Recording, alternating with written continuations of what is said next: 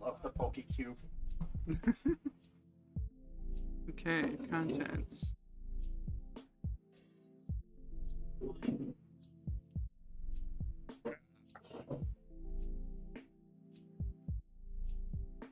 Oh, okay. Like, how do we choose? We each get one of these. Okay. Need to open these up. All of them except for Dimension 20. Give me a couple seconds. That will happen. Which one? I mean, technically, you can open all of them, but because we're not using Dimension. I'm gonna keep them build. That way we don't have. Yeah. Mm-hmm. All right. I was like, I had already opened up one of these at work. Oh, hey Olivia. What's up, Olivia? Hey, Olivia. Oh, you're fast on the draw. She's waiting. Yeah. In the Discord, she's like, "Hey, you clowns streaming tonight?" I'm like, "Damn, all right, Fine. Yes. all right." Okay. So we each have one of these. So before I go through setup, Mhm. go ahead and go through how to play. Okay. How to play. Ahem. This game features statements about the topics that you know and love. This is my mic trap, I guess. Oh, okay. Doing okay. Hanging in there.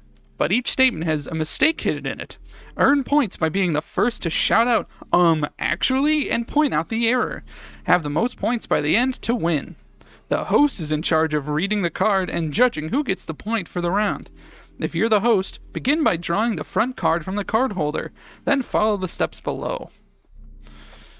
I'm doing well as well. Olivia? I do have to go to hell next week, so I won't be here next week. So But he's making that moolah to do it. Hopefully. The first 3 cards in every game are statement cards, which are just the normal cards. Okay. All right. Read the statement out loud. Announce the category, e.g. games, and the topic, e.g. Stardew Valley, then read the entire statement out loud, including the highlighted part. Don't read out anything in green. The green text indicates the error and the correction. Players have to guess. If everyone... This is where John's going next weekend. Yeah. John's gonna be on actually. If everyone is stumped, give them a hint by rereading the yellow highlighted part. This will narrow down the statement to help the contestants. 2. Contestants guess the error. As soon as a contestant knows what's wrong with the statement, they should say, actually, then explain the error in the statement. If they know the correction, they should state that too. Contestants can interrupt the host as soon as they have a guess to make. If a contestant correctly identifies both the error and correction, award them a point. If they identify the error but not the correction, give the other contestants a chance to steal the point by providing the correction. If no one can steal, the original contestant gets the point. As the host, you decide on whether an answer is close enough to earn a point. Once a contestant makes a guess, they may not try again until at least one other player has guessed. However, if no other player wants to try, the host can give the original contestant another chance. Okay. Shiny and real-life skills. The 4th and 8th cards in every game are shiny cards, and the last card is a real-life skills card. Most of these use the whiteboard, and the contestants answer the same time rather than taking turns making guesses. However, some real-life skill cards are in the same format as statement cards. Treat these like normal statement cards, otherwise follow the steps below. I've seen y'all since I got back from the States. Had my first taco. Slapped. Yeah, taco slap. Yeah, they slap pretty hard. Good. Read the question aloud, announce the topic, the question type, then read out all the black text. Don't read out any of the shh text, which is, you'll see it. Mm-hmm. It has like a symbol on it. For the real... the shinies. The shiny ones? Oh, yeah. Mm-hmm. Yeah, so looking at the first one, there's 2 columns. Second column is shh. So don't read that. Those are the answers. Mm-hmm. Then we or the answers just yet. Contestants write the answers. Contestants use their whiteboards to draw or write whatever the card calls for. When they are done, ask them to reveal their answers one at a time. Ah, Whiteboard questions have Get multiple fucked, kid. elements. destroy small children. All right. Can you reread the last paragraph you're on? Yes. Whiteboard questions have multiple elements, and contestants are supposed are supposed to provide. For example, contestants might be asked to name 4 movies, draw a character with several important features, or match 2 lists together. As contestants reveal their answer, tell them which are correct and keep a tally of how many correct elements they had. The contestant with the highest tally scores a point. If multiple contestants are tied for the highest, give points to all of them. The gray text marked "sh" is there to provide context or explanation, but is not required for the correct answer. Feel free to share this text with the contestants as they reveal their answers. So, all right. So here's an example gold question. 2 of a kind. Are we related? I'm going to describe 4 pairs of characters that have the same name. Write down the name that each pair has in common. So the first pair is Teen Titans villain and Megalomaniac Mouse.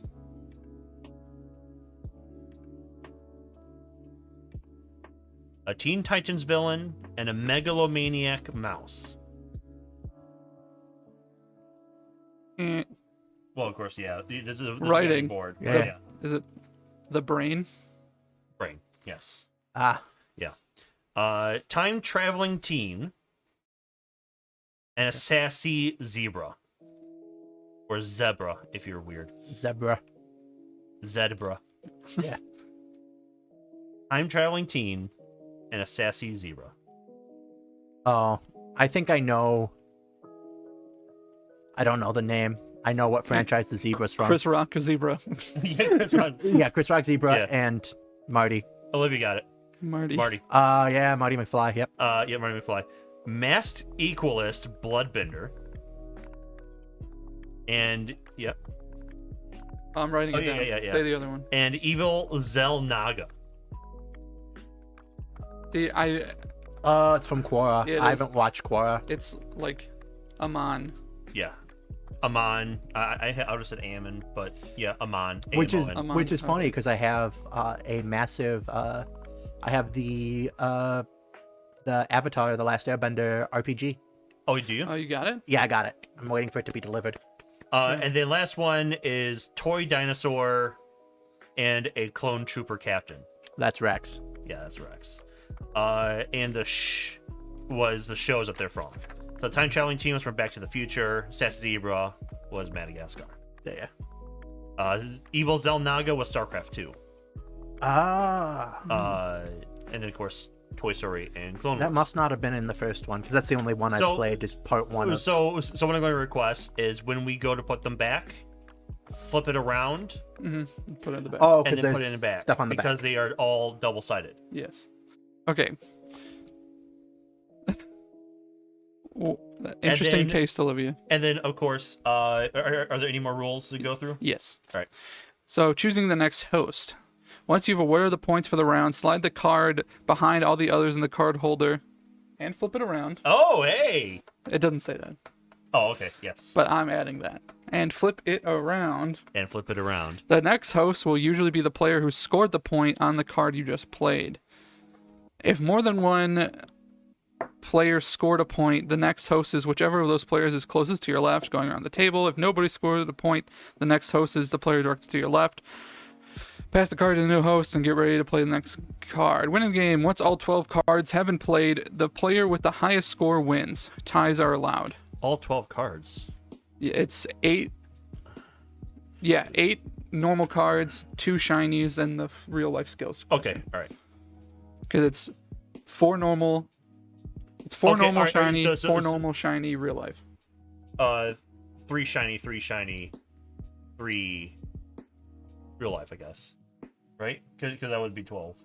Yes. No, wait. How many are there in total? He's at 12. 12. Yeah. Yeah. So 3 are shiny, 3 are 3 shiny. 3 real life Life skills. skills. But I thought it said every 4. No, you're right. 3 shiny. I guess that's what they meant. Oh, okay. Every 4. No, they said every 4th. And every 4th. Yeah. So 1, 2, in the 3, show, shiny. That's the 4th. 1, 2. Because in the show, it's usually you have a shiny at the halfway, shiny at the end, and then immediately the real life, right? Yeah. Yeah, this is 3 shiny, 3 real life. I thought there were 3 shiny. I'm looking right at it. No. In the game. Yeah, Not yeah. In like on the show. On the show, I thought it was 3 shiny questions because I think they do like 1 each. I think they do 1 each third, and then a real life skill. So I think there's an extra shiny, then it goes immediately to real life skill. It's a third shiny, a third shiny, a third shiny real life.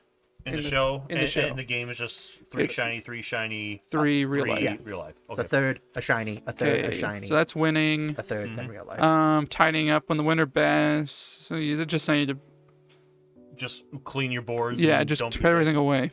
Okay. Okay, yeah, and be sure to flip each card. It's like return each card to the back of the appropriate category box. Be sure to flip each card as you do this. Make sure you use the question on the back of the card next time it comes up. All right. So how do you determine what category? So that is in setting up, which Darren told me to skip. Yep. And just real quick, I'm going to go through some. That way we. I know we all know how the show goes. Yeah. Just so Olivia knows, because I mean. Oh, it feels great, Olivia. It's awesome, Olivia. It's fantastic. So, all right. So better than being alone. Yeah. I'm just gonna sit downstairs in the dark. That's gonna be my Christmas. While I'm having fun with my girlfriend. Well, Like I'm not you. gonna like play computer games or anything. I'm just gonna sit there in the chair in the dark. Just in the dark. Okay. And I'm gonna send you a video. Hey John, how's it going? We're at like some crazy party. Yeah, I'll throw a blanket over my head during the daytime so it's still dark. All right. So here are the categories. We have fantasy, anime, horror, 80s and 90s. Cards that was submitted by the community. Cool. The first one I see is about Alice in Wonderland. Another one in the Ballad of Buster Scruggs, 101 Dalmatians, Hunger Games, Airplane. Yeah. Trap's Treasures, which I see things about Star Wars, Disney villains, Dungeons and Dragons, Legend of Zelda. So I think those are some of his more favorite ones. Games, sci-fi, cartoons, and comics. Cool. So which one do you want to hear a sample from? Let's do comics. Comics? Because I don't think we're gonna play we don't know that one very well. Comics. All right, this is about Tank Girl. In the 1988 comic book series, after failing to deliver a shipment of colostomy bags to the Australian president, Tank Girl is forced to become an outlaw. She adventures around Australia with her huge bald boyfriend, Kesley, and her best friend, Booga, who is a mutated kangaroo. Actually, it wasn't the president of Australia. It was the president of the United States. It was the president of Australia. Ah, damn it. Actually, she doesn't travel with her bald boyfriend. She travels with her sister. Ooh, no, she does travel with a bald person. Actually, Go. I get to. yeah, we both did. Yeah. So now it resets. Oh yeah. Oh, yeah. You're right. The bald guy isn't her boyfriend. Actually, the bald guy is her boyfriend. You did say actually. Do you know who is her boyfriend? The kangaroo. Yes, Booga the mutant kangaroo is her boyfriend. Kesley was the villain in the movie adaptation. So that's that, and then I am going to do the real world. This says minefield. Pack your bags. You're packing for a flight. Which of these can you bring in your carry-on bag? Pick as many as you can, but don't include any items forbidden by the TSA, or you're disqualified. Oh. let's see. Is this a whiteboard? This problem? would be. We probably can just say though. All right, yeah. Magic 8-ball. So since we're not doing white ball, I'm gonna say Magic 8-ball, yay or nay? Nay, Nay. you can't bring it. Oh, yeah, nay. Yeah, you cannot bring a Magic 8-ball. Bowling ball. Yay. Yeah, you can bring one. Yep, you can bring a bowling ball. Bowling pins. Yes. Say yes. I'm gonna say nay. Nay, you cannot bring bowling pins. Oh, why not? I don't know. It doesn't tell me. Okay. Fuck! I'm saying nay for the rest of them, so I don't get disqualified. So I win. Foam toy sword. No. You're not going to be able to bring a foam Yeah. sword. For game sense wise, I'm gonna say nay, but I think you might actually be able to. You cannot bring a foam toy sword. Okay. Looks like a weapon. Yeah. A Geiger counter. I'm going to say no. You can't bring a Geiger counter. My guess is because I believe Geiger counters use a small bit of radioactive material to work, and you're not allowed to bring I'll radioactive say material on a nay plane. as well. But if I wasn't in fear of being disqualified, Oh yeah, true. Yeah, because John hit a landmine. yeah. Yeah. So I he- literally, yeah, he can't. That's he why had- this he- is a whiteboard yeah. one, because now I can game it. Exactly. I might. My answer is nay, even if I Okay. were doing the whiteboards. But in the back of my head, I think maybe. Maybe. You are allowed to bring a Geiger counter. Really? Okay. Yeah. It's interesting. You can actually go on YouTube and see people with like Geiger counters on the plane to see how much radiation they're getting. Antlers. Nay. I'm gonna say nay. You are allowed to bring antlers. Really, I'm surprised because it's like animal products. Yeah. Like, I would think there'd be some. I'm you just know, surprised. I wonder why weird you can't bring bowling coaching. pins on a plane. I'm guessing because one is the lead. Oh, is it lead? There's lead in the bottom of all bowling pins. Oh, okay. That's probably why. then. They're very heavily weighted at the bottom. Yeah. Yeah, that's example of the questions. Okay. Should we? All right, yep. start What getting is set up? So we each have our whiteboards. We each need a marker. Yep. I get your pins right there.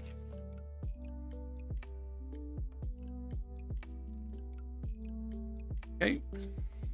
Oh, do we just take all the questions and put them in here at the beginning? No. Oh, okay. So, statement cards come in a variety, blah blah. Okay, players take turns drawing a statement card from the category of their choice and adding it without peeking to a pile until you have 9 cards. Okay. Who wants to start? Okay. So what was? Sorry, I was trying to look up why can't you bring a bowling pin on an airplane? Okay.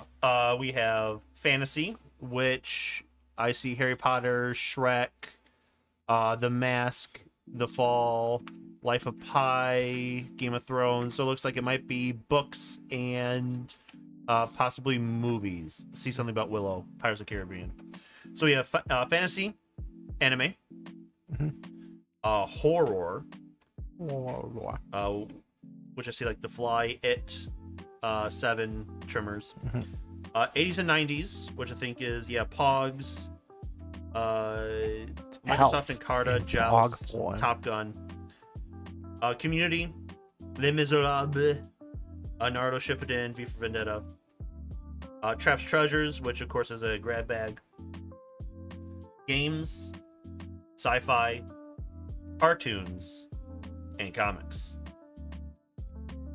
So how do we choose? We just, We just choose one of the category we want. Oh.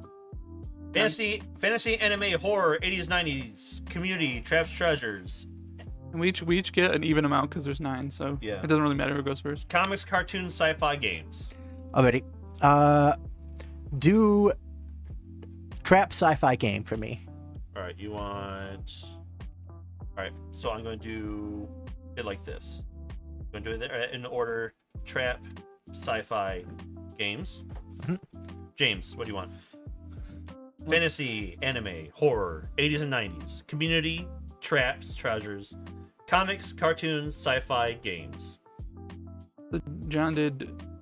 John did trap, sci-fi, games. We'll do fantasy All right. games, community. And I think I'm going to go community.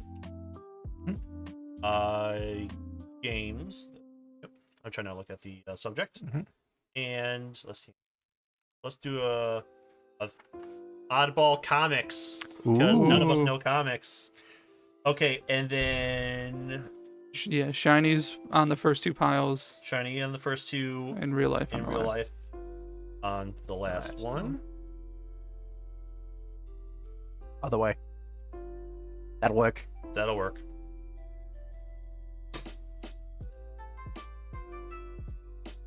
How many categories are there in total? Minus. One, two, minus the add-ins. No, minus just the ones that we're gonna play. Sorry. One that we're gonna play. 3, 6, 10. There are 10 categories. Next time- outside of shiny and real life. Next time we can just get a D10. We could. I have a whole bag of them Let's do that next. Let's do All that right. next after this game because Yep. I assume we're gonna play this. all night. Yeah. I am so happy. I'm so glad because I was like, I don't know if James likes actually. I'm subscribed to Drop. I didn't know. So I tried to get Chris over here because I think this would be one that Chris pops off, do his ridiculous weird energy. I'm like, hey, we're playing a game. Actually, a game that I think you would really enjoy. Can you get over here? It's like, yeah, no, I can't. I'm like, Next time he comes though, we're gonna play actually again Yeah. because I think that'd be fun because he knows a lot of stuff that we don't know. yeah. Especially the comics. Yeah, he's like comics and anime, and James knows a little bit about anime. Yeah. And I know nothing about anime. I know like anime. barely anything about anime. I'm trying to see if they say how to choose the starting host. Is that not part of the first or part of setting up? Statement, shinies. Place the deck so that to the player who will be the first host. It doesn't say how. I guess it doesn't matter. I mean, I'll be first host since I've seen the Okay. Yeah. I've seen the topic, and you guys are fucked. I mean, I don't really care. You guys are so fucked. Well, first topic is games. Yes. This should be our forte. Okay. Should be. Should be our forte. Oh, Oh, John. no, don't look at those. Yeah. This is a question about Dragon Age. Okay. When Darkspawn run out of things to eat underground, they emerge to attack the surface world in a conflict known as a blight. Darkspawn are quick to heal, vicious in battle, and can corrupt those they contact with Darkspawn Taint. Actually, they don't call it Darkspawn Taint. They do call it Darkspawn Taint. Oh. Actually, they're not quick to heal. They are quick to heal. Actually, they're not ferocious in battle. They are ferocious in battle. Actually, the blight wasn't caused by hunger. They were just mad. I'm gonna give it to you unless Darren can be more right. It was caused by a dragon under the ground that pushed them all up. I'm gonna take my point. Yeah. It's You called also- Dragon yeah. Age. Blight? You also didn't say actually. Yeah. Blights don't happen when the Darkspawn run out of food. They happen when the Darkspawn come into contact with an old god. AKA Dragon. They flip that around. Yeah. So good. Oh yeah. We got games again. No, too bad Super Mario 64. It shouldn't be 2 games in a row. There was one with 2 games in a row. Was there 1 2 games in a row? Okay. Yeah. All right. Okay. Then yeah. This is also about which I guess that's where the D10 will come in. Yeah. Hey, this game is about this question Yeah. What's is this game about? This game is about fighting in the street for the third time for the third strike. Ah, cool. Oh, wait, Street Fighter 3? Third strike. Third strike. So it's Street Fighter 3 Third Strike. Yes. Yes. Okay, all right. The Street Fighter naming conventions are great. Oh, it's Street wonderful. Fighter 2 Alpha Omega Burst. Well, yeah, it's ridiculous. But go ahead, James. Okay. Enhanced edition. So With Knuckles. the card starts with 1999 video game. Yeah. So how I do is like in the 1999 video game, just kind of like how. In the 1999 video game Street Fighter 3 Third Strike, Okay. Parrying allows a fighter to avoid damage, but it requires split-second timing. Actually, parrying doesn't allow you to fully negate damage. It negates most of the damage. That is incorrect. I will finish the question, and then John will get a chance to answer. I'll restart from the beginning. Yep. This is bullshit. Parrying allows a fighter to avoid damage. I'm just expecting John to. I'm actually going to say the same exact thing. Parrying allows a fighter to avoid damage, but it requires split-second timing. This ability made a big splash in the 2004 EVO Championship when Daigo Umehara parried 3 consecutive combo hits in a row and snagged a victory from Justin Wong with only 1 pixel of health left. Actually, Justin Wong did that, not the guy you mentioned. That's incorrect. Actually, he parried the 3 attacks, but he ended up losing the match. That's incorrect. Because I think actually, it wasn't Street Fighter 3 that Street Fighter 3 that wasn't that game. It was Street Fighter 4. No. Actually, it was Street Fighter 3, no, but not Final Strike. It was or Third Strike. It was Street Fighter 3 Championship, the Third Coming of Christ 3. That would be really funny if they said on the top of the card the name of the game, and then it was like, actually, it wasn't that game at all. We lied. I would find that hilarious. Is that what happened? No. Do you guys want one more guess? Yeah, I'll take one more guess. Actually.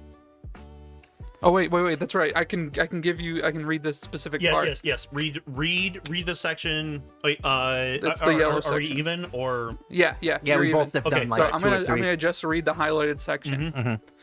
The ability made a big splash in the 2004 EVO Championship when Daigo Umehara parried 3 consecutive combo hits in a row and snagged a victory from Justin Wong with only 1 pixel of health left.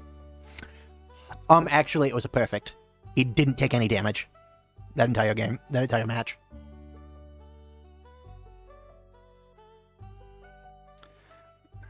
I don't think that's accurate. Okay.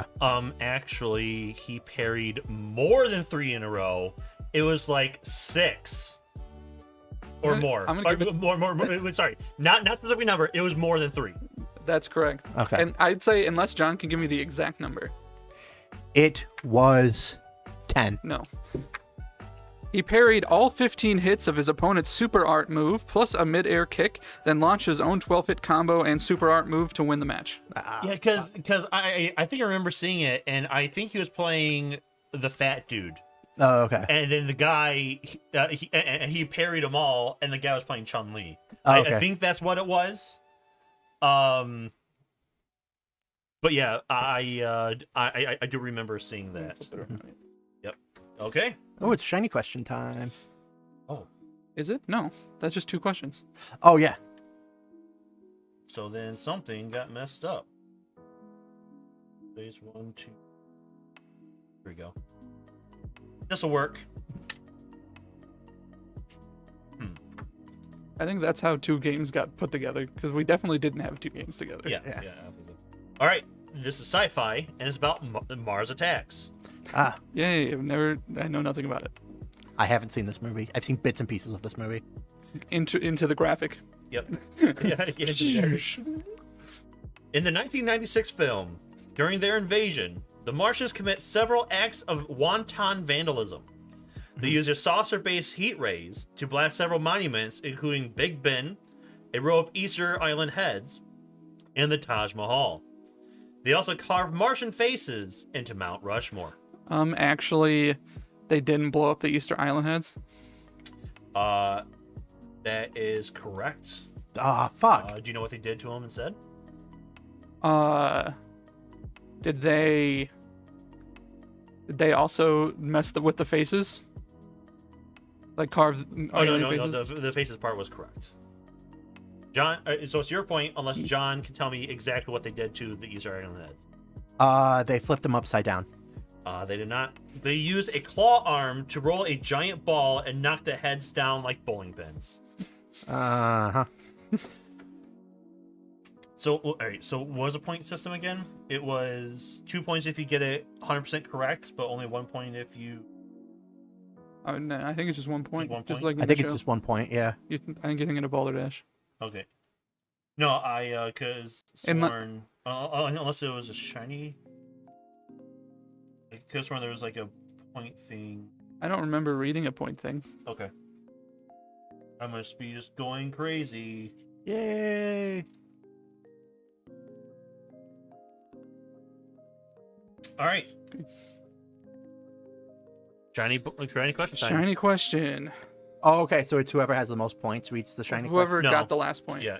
Ah. Whoever got it. It's to help balance, I think. Yeah. So one person just doesn't get... Yeah. Okay. Let me see this, because I can tell You you... really gotta yank them. I mean, that's also good. Yeah. You kind of really had to yank him that way. It doesn't.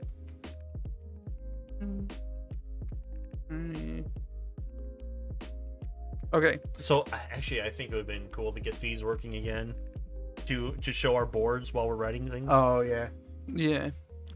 So for this one, I'll provide a category, and you will need to name as many items from that category as they can. Whoever has the biggest list of correct items earns a point. Incorrect items don't count against your tally. Okay. Okay. The theme is that what they call it? Topic is clue characters. Oh no, Okay. Mr. Body has been murdered. Name as many of the original suspects as you can from the board game Clue. What's the time limit? Until I finish this. Oh, this is so much harder.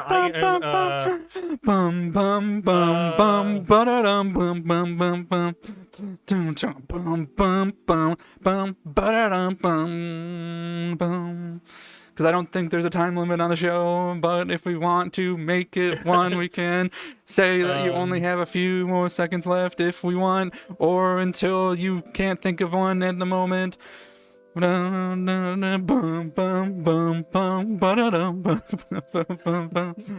Because we don't know how long they actually go in the show. Because they cut it. Okay. I've thought of all I can think of. Yeah, same. Okay, Darren? I have Colonel Mustard, Yes. Miss Scarlet, Yes. Mrs. White, Yes. Mr. Green, Yes. and the Blue Ranger. Yes. All right, yeah. Okay, so Darren has 4. Those are all correct. Alrighty. Besides the Blue Ranger, of course. So I have Miss Scarlet, Yes. Colonel Mustard, Yes. Mr. Green, Yes. Ms. White, M.S. White, Nope. Professor Plum, Yes. Professor Plum. You need one more. Dr. Navy. No.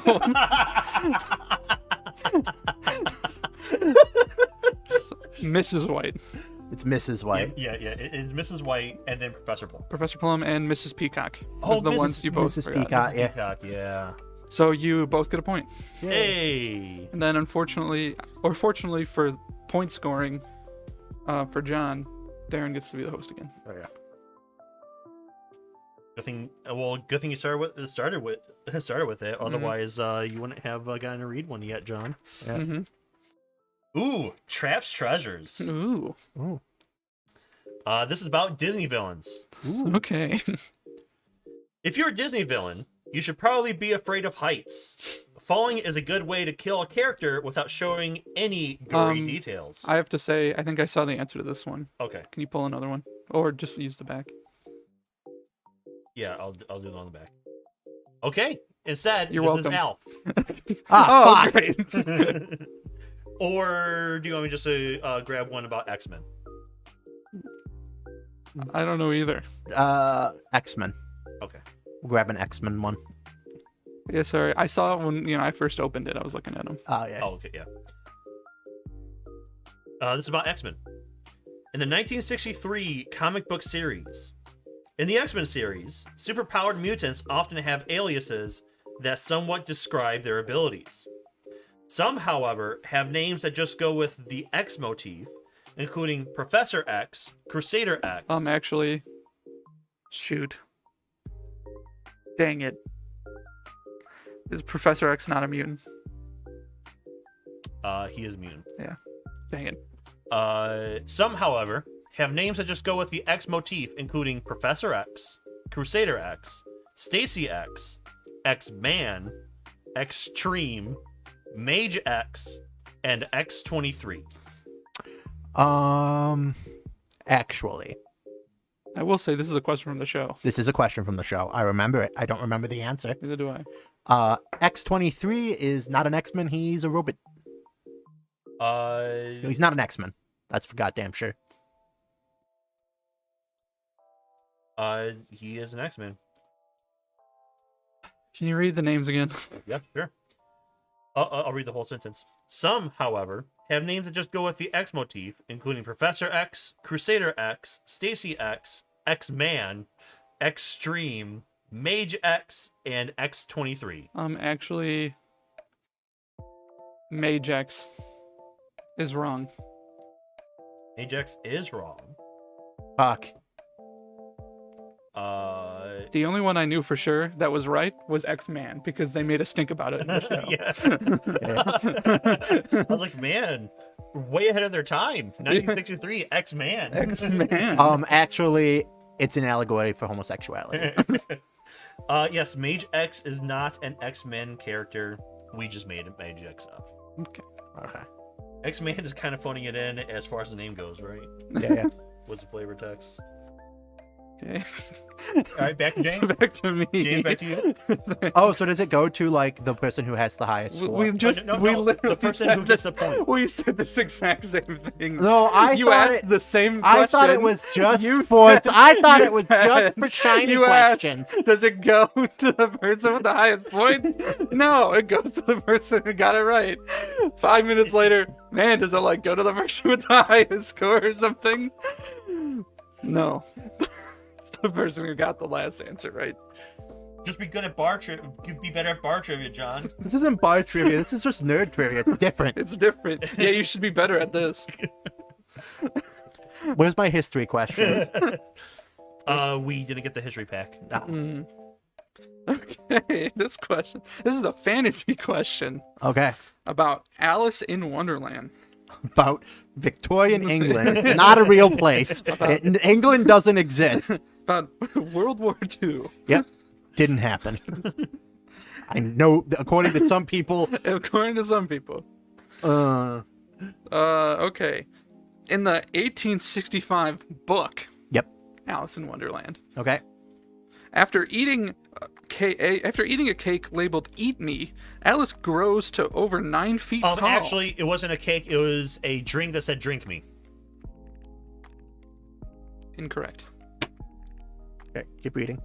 After eating a cake labeled "Eat Me," Alice grows to over 9 feet tall and can't fit through the doorway of the hall she's in. She begins to cry, forming a pool of tears around her. She shrinks down again after taking a sip from a bottle labeled "Drink Me," but then is so small that she has to swim through her own tears to reach the shore. Actually, it wasn't a cake. It was a tart. No. Okay. Okay. I can read the specified. No, area. I'm gonna try one more guess. Yeah, it's even down, so either of you can guess right now. Actually, she grows taller than 9 feet. No. Okay. Actually, she didn't have to swim through her own tears. No. I'll read the Okay. specific text. Mhm. She shrinks down again after taking a sip from a bottle labeled "Drink Me," but then is so small that she has to swim through her own tears to reach the shore. Actually, the "Drink Me" didn't make her small. That's correct. If John, you get the point, unless John can tell me what made her small. Actually, it was a different cake. Somehow, yes, no. It was the White Rabbit's fan causes Alice to shrink again. Oh yeah, of course. So That makes sense. So I was right with. Actually, it was a "Drink Me," Kind of. but the "Drink Me" made her normal again. I think. I don't know, but the "Drink Me" didn't fix the eat me cake because that wasn't wrong. Yeah. Oh, and the flavor text. Come on, Carol, pick a character shrinking plot contrivance and stick with it. Cool. Things going great over here. What's the score? just going as well. That's 3, 3, and 1 right now. Let's see if John can get another one. Oh, this might actually be one that John might get. Mm-hmm. This is a community pick, Okay. and it's about Troll 2. Oh my god. In the 1990 film, Joshua gets some help from his grandpa's ghost to deal with an invasion of vegetarian goblins. Actually, they're not vegetarian. They are vegetarian. After a goblin casts a spell to send Grandpa's spirit back to heaven, Joshua's family holds a seance that brings him back just long enough to give Joshua a bag containing a double-decker bologna sandwich. The sandwich disgusts the goblins, buying time for Joshua's family to defeat them with the power of goodness. They're not. I thought they were eating her, and then they're gonna eat me. Oh my actually, god! Because they're not vegetarian. They don't defeat the goblins. They don't defeat the trolls. The trolls kill them all. That is not what's wrong with this. Can you reread the statement? Yep. The whole thing, I guess. In the 1990 film, Yeah. Joshua gets some help from his grandpa's ghost to deal with an invasion of vegetarian goblins. After a goblin casts a spell to send Grandpa's spirit back to heaven, Joshua's family holds a seance that brings him back just long enough to give Joshua a bag containing a double-decker bologna sandwich. The sandwich disgusts the goblins, buying time for Joshua's family to defeat them with the power of goodness. Actually, a goblin isn't the thing that sends the grandpa back to heaven. Goblin does send the grandpa's spirit back to heaven. Actually, it's not their grandpa. It's just some random old guy. No, it is their grandpa. Okay. Okay, read the specific text, All right. please. The specific text is, after a goblin casts a spell to send Grandpa's spirit back to heaven, Joshua's family holds a seance that brings him back just long enough to give Joshua a bag containing a double-decker bologna sandwich. Actually, the goblin doesn't cast a spell. It just straight up kills him normally. It just... Or at least it doesn't cast a spell, is my answer. It casts a spell. Actually, it's not a double-decker ham and cheese sandwich. A double-decker sandwich. No. It's... No, let me make it a sandwich. It's a pastrami on rye. It's a pastrami on rye. Wait, give Hey, us my one more. Give us one. grandson, Read take the text. this pastrami and rye Read and the go text one- fuck up with some one more time. goblins. This will be the last. Read it one more They time, need some gabagool. Gabagool. and then we'll All take right. one more guess. After a goblin casts a spell to send Grandpa's spirit back to heaven, Joshua's family holds a seance that brings... Actually, Grandpa wasn't in heaven; he was in hell. That is 100% correct. Yes. Fuck! The spell doesn't send Grandpa back to heaven. It sends him back to hell. Back to hell. So, imagine being relieved from hell just to give your grandson a bologna sandwich, and then you have to go back. Yeah. Like, no, don't send me back. No. Hold on. Okay, here's another shiny question. I've yet to be able to do one. Yes. Well, they just get it wrong. Oh, They sorry. get some more. Start sucking. I'll do my best. Okay. So for this one, I'll provide 2 lists, and you'll need to match them up. Whoever has the most correct matches earns a point. Okay. Okay. Wait, so you're going to give us 2 items on the list? There and are we 2 have to- lists of items, and two then we lists have of to match items, them up. We had to match them up. Okay. Okay. So you're gonna write down the names Dave, Usopp, Usopp, Zenitsu, Zenitsu, Zenitsu, Itsu, and Samuel. Well, Then you're going to match these following descriptions to the character by writing A, B, C, or D next to each character's name. Okay. okay. You ready? Yep. A, the one who fought a White Walker to protect Gilly. Okay. B, the true identity of Soj King, aka Sniper King. Mm-hmm.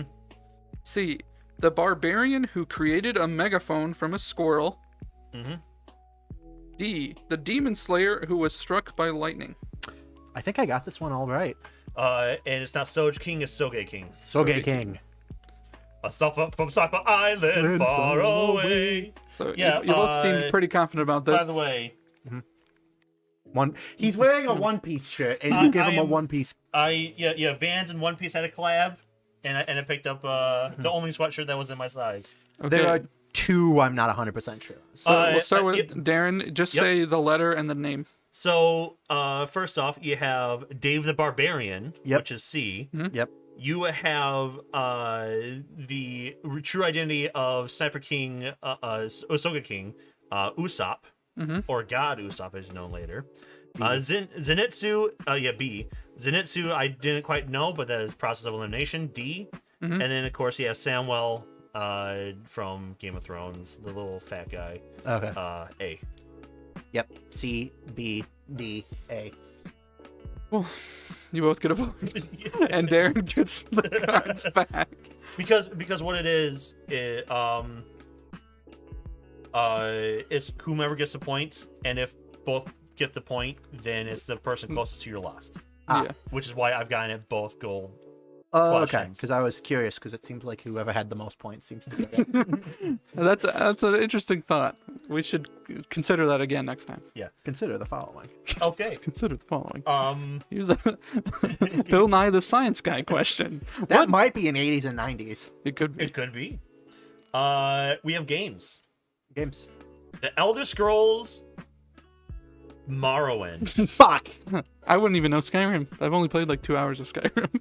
I've played a lot of Skyrim, just not a lot of the main story of Skyrim. Boy. Boring. In the 2002 video game, Vivek is a god often associated with symbols of duality. Vivek used to be mortal, but teamed up with Sotha Sil and Almalexia to kill the old gods and ascend to divinity. For their betrayal, the Daedric Prince Azura cursed the Chimer, turning them into a new race known as the Dunmer. Actually, that prince you mentioned wasn't the one to do that.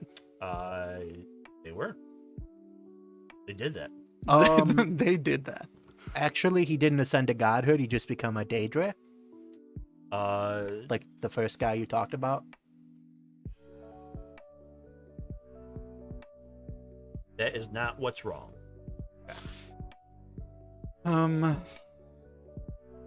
Shoot. Actually, Mm-hmm. he didn't curse them to become Dwarmir. He cursed them to be humans. Nope. Nords. The Daedric Prince did curse them to be known to become Dunmer. Actually, you said their name wrong. Different person. It's not them. It's not them. Someone else. Someone else did it. Someone Do else it. did. If that's right, I swear. That is close, but not. I can't give it to you, Okay. but you are right there. Okay. So I'm gonna reread the section. Yeah. Vivek used to be mortal, but teamed up with Sotha Sil and Almalexia to kill the old gods and ascend to divinity. Actually, that's not who they teamed up with. That is close enough that I'm gonna get with you, unless John can Tell you who they teamed up Yeah, with. specifically. Give the name, John. Who did they team up with? I'm gonna go with the only character that I can remember their name off the top of my head, and that's Parthenax. No. Yeah, they didn't. And Patrick Stewart. Oh, actually. I'm gonna take that back, James. What? Because If they didn't team up with one or both of those people, I was right. Oh, I think I know what it is. It's not that guy. It's some other guy did that. But that's what I also said. because you're all right. So No, you said that he did it, but he didn't team up Yeah, with yeah, those yeah. guys. I know the first thing I said was yeah. So It's not that guy, technically, how James worded his second portion was he's just like he didn't team up with those people. Actually, he teamed up with more people. No, but that is technically correct, but it's for the wrong reason, which is why I'm hemming and hawing over here. Actually, they were villains. No, Actually, we're kind of breaking the rules here. Yeah. Whatever, just do it. Actually, those are other names for the guy. no, Actually, those are Daedric princes. no, Actually, those are the gods he killed. no. Actually, those are just Alright. the same name for a different guy. No, He's one other guy. So you guys are focusing on the wrong part now. Vivek used to be mortal, but teamed up with Actually, Silthasil and Almalexia to kill the old gods and ascend to divinity. Actually, those were the old gods. No. And they teamed up with them. Actually, he was already immortal. He just wasn't a god. No. They teamed up with. Actually, they didn't team up. They were all working independently. No. Actually, that's not how he became divine. That is the most correct thing that John said.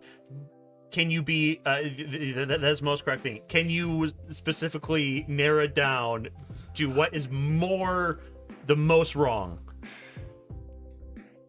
Or how he became divine?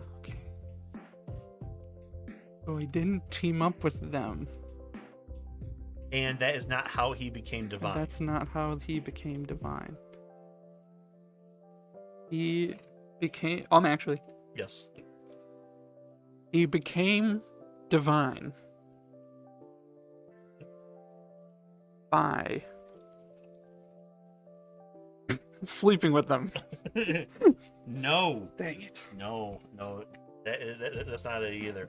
Okay. So, Taking my point. yep, take your point, John. The reason why I initially said yes but had to walk it back is because Vivek Sothasil and Almalexia did not kill the old gods. So therefore he didn't team up with them. Because they didn't kill the old gods. Most Dunmer just started worshiping these new gods even though the old gods were still around. So the old gods were never killed. Oh, okay. Okay, yeah. I was gonna say, it sounded like you just said they didn't team up with them, but if if in general they didn't, none of them killed the old gods, then yes. Yeah. So that's why it's like, yeah, that's correct. Wait, no, because they didn't team up with them, But because it did not kill the old gods. yes. Yes. Oh, we're tied. Yeah, James and I are tied. Okay. This one is about Alice in Wonderland. Again? Again? Yes. Fucking kidding me. But is this the Disney movie? In the 1951 film, Okay. Which I've never seen. the I haven't seen it for a long time. Yeah. The Cheshire Cat acts as a guide. Olivia, stop. Come on, John. You need to step your bussy up. I'm only 1 point behind. 1 point's all enough. The Cheshire Cat acts as a guide to Alice as she navigates Wonderland, but also causes his share of trouble. While playing croquet, Alice knocks the queen over and is put on trial. During the proceedings, the Cheshire Cat insults the queen, leading to the climactic chase. Actually,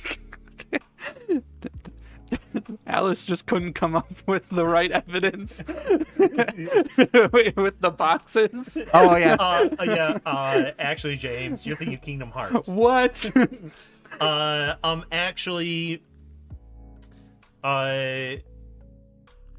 was the part not after the trial? You said the Cheshire Cat During the trial. during the trial. The Cheshire Cat insulted the queen, Yep. which led to the chase scene. Mhm. Actually, the Cheshire Cat did not insult the queen during the trial. That is...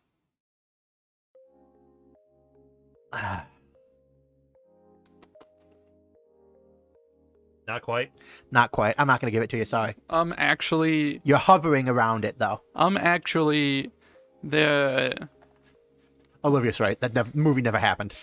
Fake news. I'm actually the croquet thing isn't why she got put on trial. It was because the Cheshire Cat insulted the Queen. Wait, actually the Cheshire Cat never insulted the Queen? Well, you tell me about me first. Yeah. Say what you said again, please. So I'm actually like the incorrect thing. Yeah. Is the she didn't go on trial because of croquet. Mm-hmm. My correction is that it was because the Cheshire Cat insulted. No. Is the first part right? No. Okay. No. They did the trial because of the croquet incident. Mm-hmm. Croquet Gate. Mm-hmm. Croquet Gate. But during the trial, let's see. Yeah, actually, the Cheshire Cat never insulted the Queen. I think he does during the movie. Do you want me to read what's wrong with the? Yes, Just please. like, yeah, the. While playing croquet, Mhm. Okay. Alice knocks the Queen over and is put on trial. During the proceedings, the Cheshire Cat insults the Queen, leading to the climactic chase. Actually, it doesn't lead to the climactic chase. No. Actually, the Cheshire Cat insulting the Queen isn't what leads to the climactic chase. No, that does. Actually, At least that's not what's wrong with this statement. I don't actually, remember. Alice doesn't knock over the Queen during croquet. Darren is the closest. If you can get it, That's what I said. I said that croquet incident isn't what. Okay. No. She doesn't knock the Queen over. I'll say okay. that. If you could be more right, if you can tell me what happens. Actually, she beats the Queen at croquet. No. Alice does not knock the Queen over. The Cheshire Cat does, then disappears. So Alice gets blamed. Dang, that jerk. Yeah. Damn you, community. All right, here is the comics one. Don't worry. It is Superman. Oh, Okay. Superman. Somehow, Clark Kent's glasses manage to conceal his identity as Superman from most people. He also makes a point of acting clumsy and weak at the Daily Bugle in order to look more human. He was able to fool both Lois Lane and Lex Luthor, at least for a while, even though they had met both Clark Kent and Superman. Actually, Lois Lane never met Superman before he revealed himself. Oh, famously, she did, yes. Actually, Lex Luthor has never met Clark Kent. He has. Actually, never mind. I'm gonna change my answer. Actually, he doesn't act weak. He does. Actually, Lex Luthor figured it out pretty much right away. No. Okay. Actually, Lois Lane figured it out right away. Nope. Wait, you guys have the same penis. Wait a minute. Wait a minute. John, do you want one more guess before I read the... Nah, just read the thing that's Okay. wrong. Somehow, Clark Kent's glasses manage to conceal his identity as Superman from most people. He also makes a point of acting clumsy and weak at the Daily Bugle in order to look more human. Actually, is the Daily Bugle the wrong newspaper? Is that like the one from Spider-Man? That is 100% correct. Clark doesn't work at the Daily Bugle. Peter Parker, aka Spider-Man, works at the Daily Bugle. Clark Kent works at the Daily Planet. Yeah, fuck. Which is why I was just dying on the inside. I was like, you guys know this. Hey, James, you know what that means? I get to read the last not normal question. I have yet to do one. So, John, I need you to get this right so that Darren doesn't win. No, I'll get it right so that way I win. I'm sorry, get it wrong. You know what, John? We can both get it right. Yeah. You guys, Diplomacy. literally, Diplomatality. you guys should get this right. Okay, all right, cool. Like, Okay. Real life skill. it's an acronym B. Okay, so I believe pretty self-explanatory, but I'll read. What? Spelling bee. Spell. Okay, yeah, you just have to list what the acronym stands for. Spell Lafrenigovich. The the theme. I can never remember Yes. what their word they use. Topic is techronyms. The tech world loves its acronyms. Define these acronyms related to computers. Okay. HDMI. I'll just read them out and then you can. So HDMI, PDF, HTTP. 1 second. PD. I was writing out like the whole Oh yeah. acronym, and now I'll just write the Yeah. the acronyms. and then PDF, HTTP, and USB. Okay.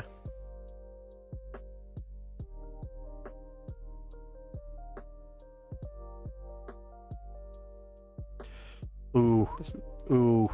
Boom, boom, boom, boom, ba-da-dum, dum, Oh, I might be wrong about that.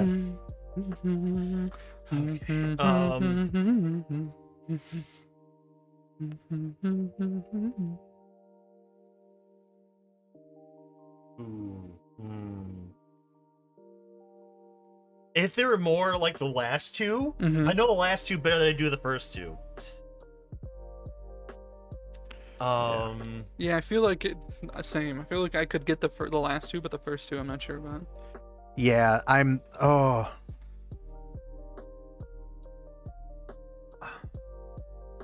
I'm gonna I actually, Just write some guesses. yeah. What does that stand for? I'll say this, especially if we don't want this to come to a tie. If you each have the same amount exactly correct, Yeah. then I'll count specific words in the other ones. Okay. Okay. All right. The first one, I am worried about one word. The second one, I am guessing. Mm-hmm. I don't know what PDF stands for. I think I'm missing two. I'm missing two words. I think I have all words figured out except for two. Yeah. Mm-hmm. And I think For me, it's 3. No. Yes, 3. and Olivia, actually, you really enjoy watching Electric Spark. Actually, you're here against your will. Actually, at this point, you feel obligated to Okay. be here, or else we'll be lonely. Like, um do you want me to read first, since you've read yours first both times? Yeah, Okay. good. For HDMI, I'm gonna go with high density media interface. Okay. For PDF, I'm going for professional document file. Okay. For HTTP, it's hypertext transfer protocol, Mhm. and USB is universal serial bus. You got the last two right. Yep. And now let's go to Darren, Well, and then we'll talk about the other ones. so last two, yeah, hypertext transfer protocol and universal serial bus. Mhm. I did high definition messaging interface, Okay. and then I couldn't think of a P, so I did polynomial document file. John, what was your first one? High density media interface. Is it high definition media interface? Because that'd be hilarious. It's not. Okay. Oh, okay. I'll start with PDF, All right. Yeah, Yeah. yeah. because you both have the same number right. Yes. One. Of file. Oh, Document. file? Oh, document. It's portable document format. Format. Portable And document format. Okay. All right. And HDMI. Yep. High Yep. definition Yes. multimedia Oh. interface. Darren wins. Multimedia. It's kind of like media. Thank you. Darren wins. You two are all probably working in IT or some other cuck shit. You should all know this. Yeah. Yes, we all do. I don't work in IT. Yeah, John's Kinda. John's You work with computers. John's technically Oh, yeah. an engineering discipline. Yeah. Oh yeah. Hi, I work in underwriting. That's kind of like IT, right? I work at McDonald's. That's kind of like IT, right? I work on a computer. I'd say yours is more IT adjacent. All right. I work on a CAD system. The Yes. computer aided design, but not. I don't Computers in the name. do programs. Not all IT people do programs. Take a little break. Bathroom, and then I'll come back down with the music. Okay. Okay. I mean, I get it. Also, how often do you actually need to know what HDMI stands for, or PDF stands for? I've never needed to know any of those. I honestly am not sure I would have remembered USB, to be honest. Yeah. I think I would have remembered universal, maybe serial. Yeah. Not sure about bus. Yeah. Like for example, like who knows what a JPEG? What does JPEG stand for? What if I just cranked it out right now? That'd be very funny. That would completely sink my argument. It would, but I do not know. Yeah. Do you The know? only one, no. The only one I know is GIF, which is graphic image format. You mean GIF? No, I mean GIF. GIF. It's not JAFFIC image format, is it? Look at those JAFFICs. Mm-hmm. I mean, I'm the person who made it. They can name it whatever they want. They can be wrong too. Death of the author. As in, I'm going to kill him if he doesn't take it. He doesn't take it back. In Minecraft. In Minecraft. It's okay, Olivia. I didn't know it, so I will not be, in fact, cranking one out. Yeah.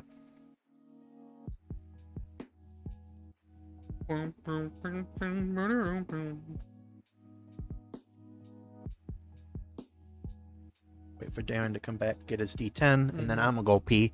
'Cause I just drank a liter of water. I'm just gonna leave me alone. Oh no.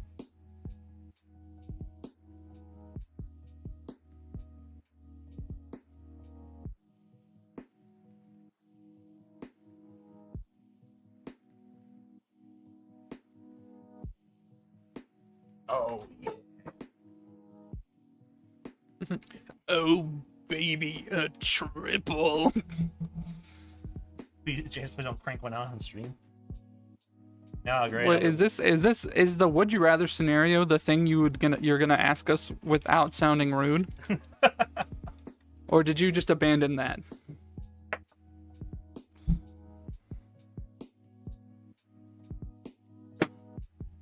All right.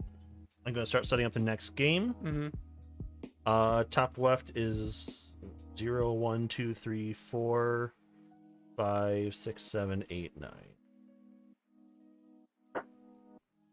3, 0, 1, 2.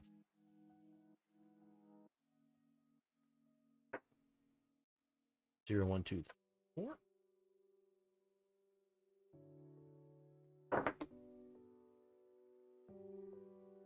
There's 3, so then now a golden question.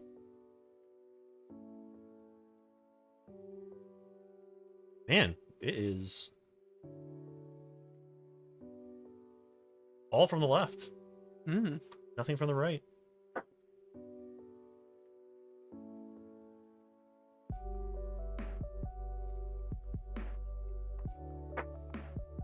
Ooh, there we go.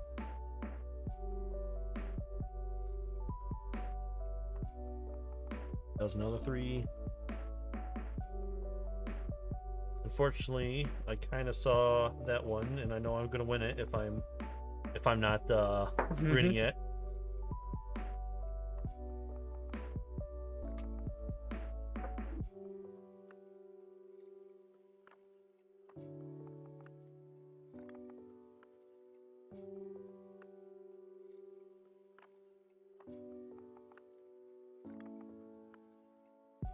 Okay. I kind of feel like you need like someone who's not a player in this Yeah. to just roll the die, get all the questions. You know, like in the show, if they had like a host or something. Mm. Okay, You have the opportunity for the Christmas day of your dreams with Darren and his pet chinchilla. Ooh, I have a pet chinchilla. Lucky me. See? Oh, I wish yeah. you had a pet chinchilla. They're soft. They're soft and adorable. Yeah. The only condition is you must kill and eat the chinchilla for your Christmas lunch. No, rip. Also, John is not invited, but he will be tapping on the window all day, asking to be let in from the cold. Also, you will constantly be on the verge of needing a wee, but you won't be able to go. But you will be with Darren. Do you do it or hard drugs?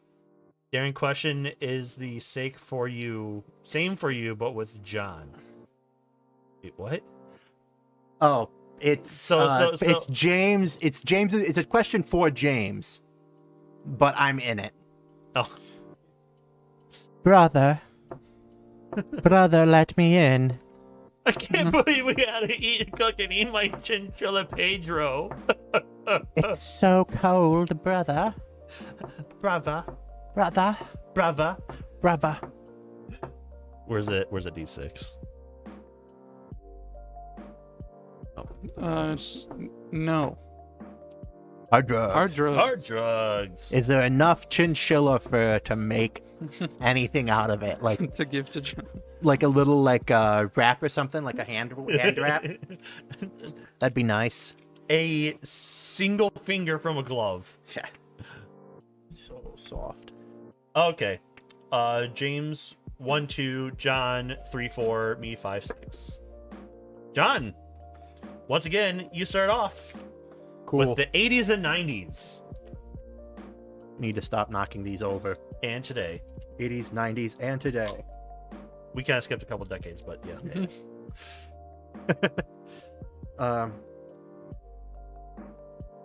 Alrighty.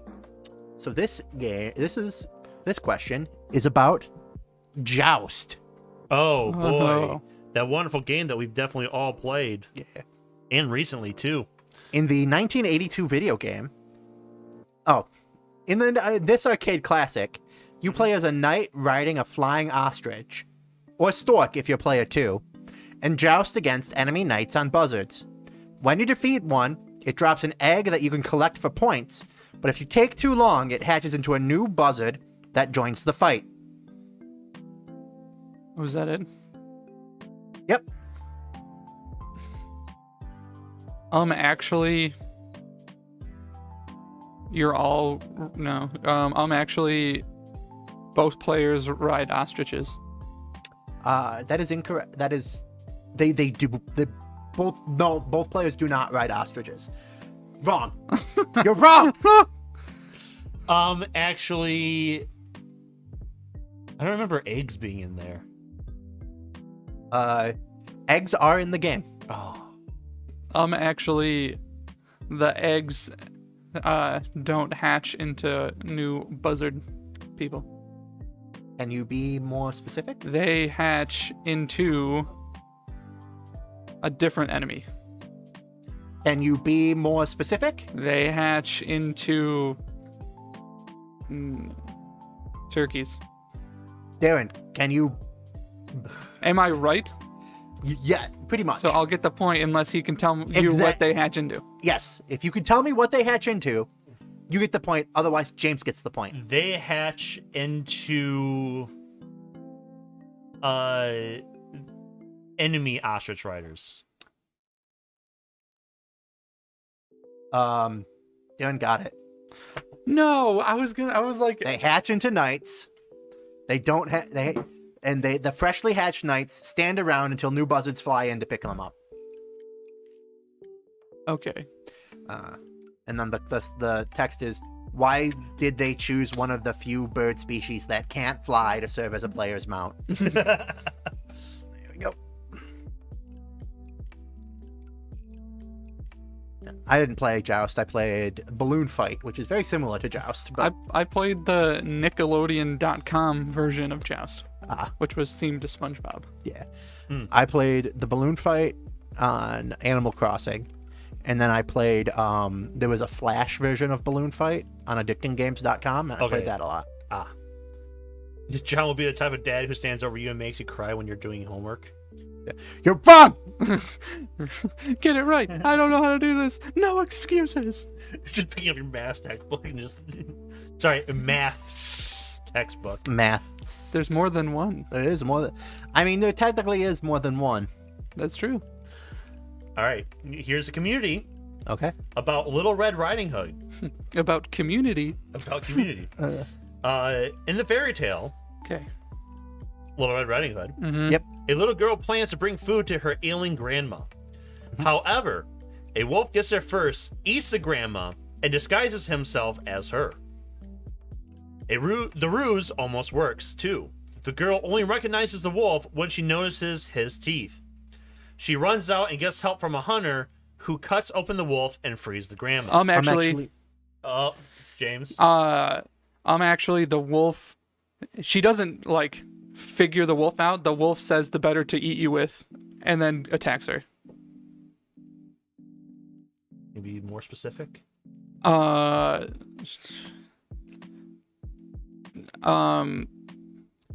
another statement in that question that is more wronger. Actually, so she asks, oh, your teeth look a lot bigger than normal. And he says, oh, yes, all the better to eat you with.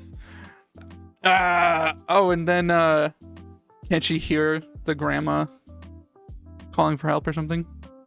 I don't know. She doesn't figure it out by looking at the teeth is the main thing Okay, I'm saying that's wrong. Okay. Not quite. John? Actually, she doesn't ask for help from the huntsman. The huntsman just wanders up and finds the wolf in the cabin. I can be more correct than that, I think. Unless that is exactly right. That is 95% correct. There is one small thing. Actually, he eats the little girl too. Yeah, he used the little girl. But I think I'm still going to give it to John because he was. I said that she ate. Yes, of course. Well, you say the words that he ate them, but the thing was the girl does not run out to get help. She's eaten by the wolf as well. The hunter happens by, finds the wolf asleep, and cuts him open to rescue the girl and her grandma. I'd say we're at least both evenly correct. No, I'm more correct. Because you got the huntsman part, I got the little girl part. Because you did not say. Well, he got the important part of that.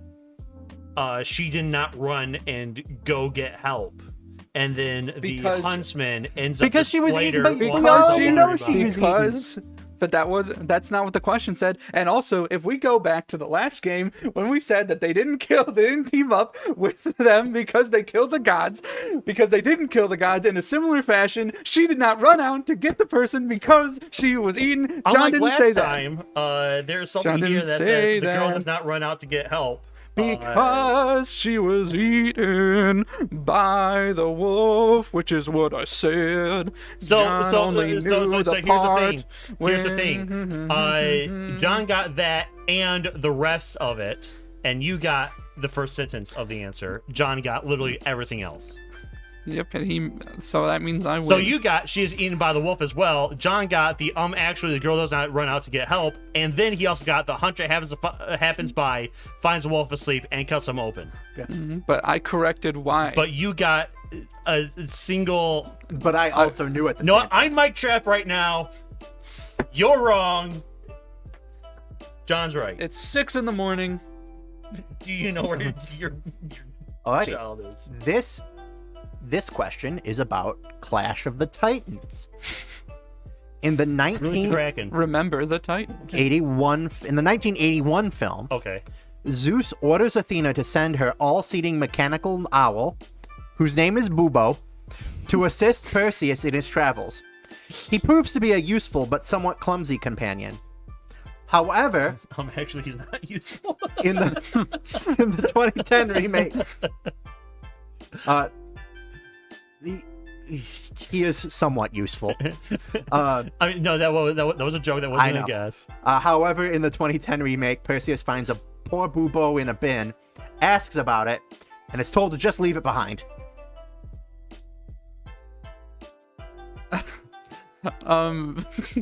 No. Actually, that's not where he finds Bubo in the remake. That is where he finds Bubo in the remake. In the trash. Actually, he doesn't ask about it. He does ask about it. Actually, they don't just leave it behind. They do. Just leave that fucker behind in the trash. All right, can you reread the whole question? In the 1981 film, Zeus orders Athena to send her all-seeing mechanical owl, whose name is Bubo, to assist Perseus in his travels. He proves to be a useful but somewhat clumsy companion. Actually, Zeus doesn't request it. Zeus does request it. Oh, okay. Actually, it's not Athena's owl. It is Athena's owl. Actually, his name is not Bubo in the original. His name is Bubo. Oh. Because Bubos are those weird things from the children's TV show. Yeah. The Bubos. Oh, I think those are Boobas. No, those are not Boobas. Are they Boobas? I think they are Boobas. A Bubo is what you get if you have the plague. They are Boobas. Yeah, they're Boobas. Who's the hero you say? Perseus. Actually, it's not Perseus. It is Perseus. I feel like we said everything. All right, can you read the highlighted section? Yes. Zeus orders Athena to send her all-seeing mechanical owl, whose name is Bubo, to assist Perseus in his travels. He proves to be a useful but somewhat clumsy companion. Actually, he's not mechanical in the 1981. He is mechanical. Actually, he's not all-seeing. He is all-seeing. Actually, he's not helpful. Actually, he's not clumsy. He's probably not that helpful, but there's a more wronger statement, and he is clumsy. Somewhat. Actually, he's not sent to help. He is sent to put him in disarray, to hinder them. Thank you. Okay. He is sent to help. Actually, Zeus doesn't order; he asks. No, he is sent by. I said it's not Zeus. You're saying, he didn't order it. He's like, pretty please. Can you please send help? Do it, or I'm fucking the owl. James is close. Is very, very close. So, Darren, if you can be more right. Zeus threatens. No, I'm gonna give it to Athena. James. Zeus doesn't order Athena to send a mechanical owl. He orders her to send her real owl. And instead of complying, she has Hephaestus craft a mechanical owl, which she sends instead. Are you giving me the point? I'm giving you the point. Heck yeah. Nope, you're just more right. No one gets the point. No one gets the point. And that means James doesn't get to read a shiny question Oh my again. gosh, I'm never gonna read a shiny. I'm never gonna do a shiny. It's only question. a shiny questions too. Yes. Okay. What is the current score? 1-1-1. 1. 1-1-1. 1-1-1. Okay.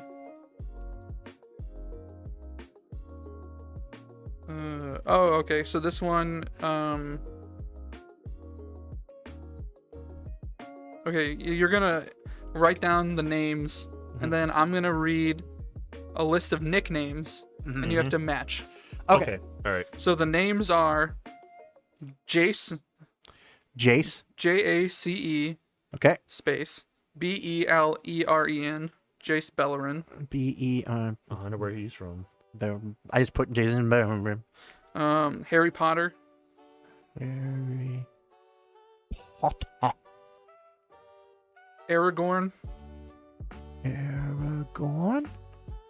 and Strong Bad. Strong Bad. You know, how does he type with boxing gloves on? Who knows? Who knows? Okay. Okay. So A, Strider. Yep. Okay. B, Runel Waslib. Wait, Runel Waslip? Yep. C, The Living Guild Pact. Okay. I think John and I got that immediately. Yep. And D, Sir Hotbod Handsome Face.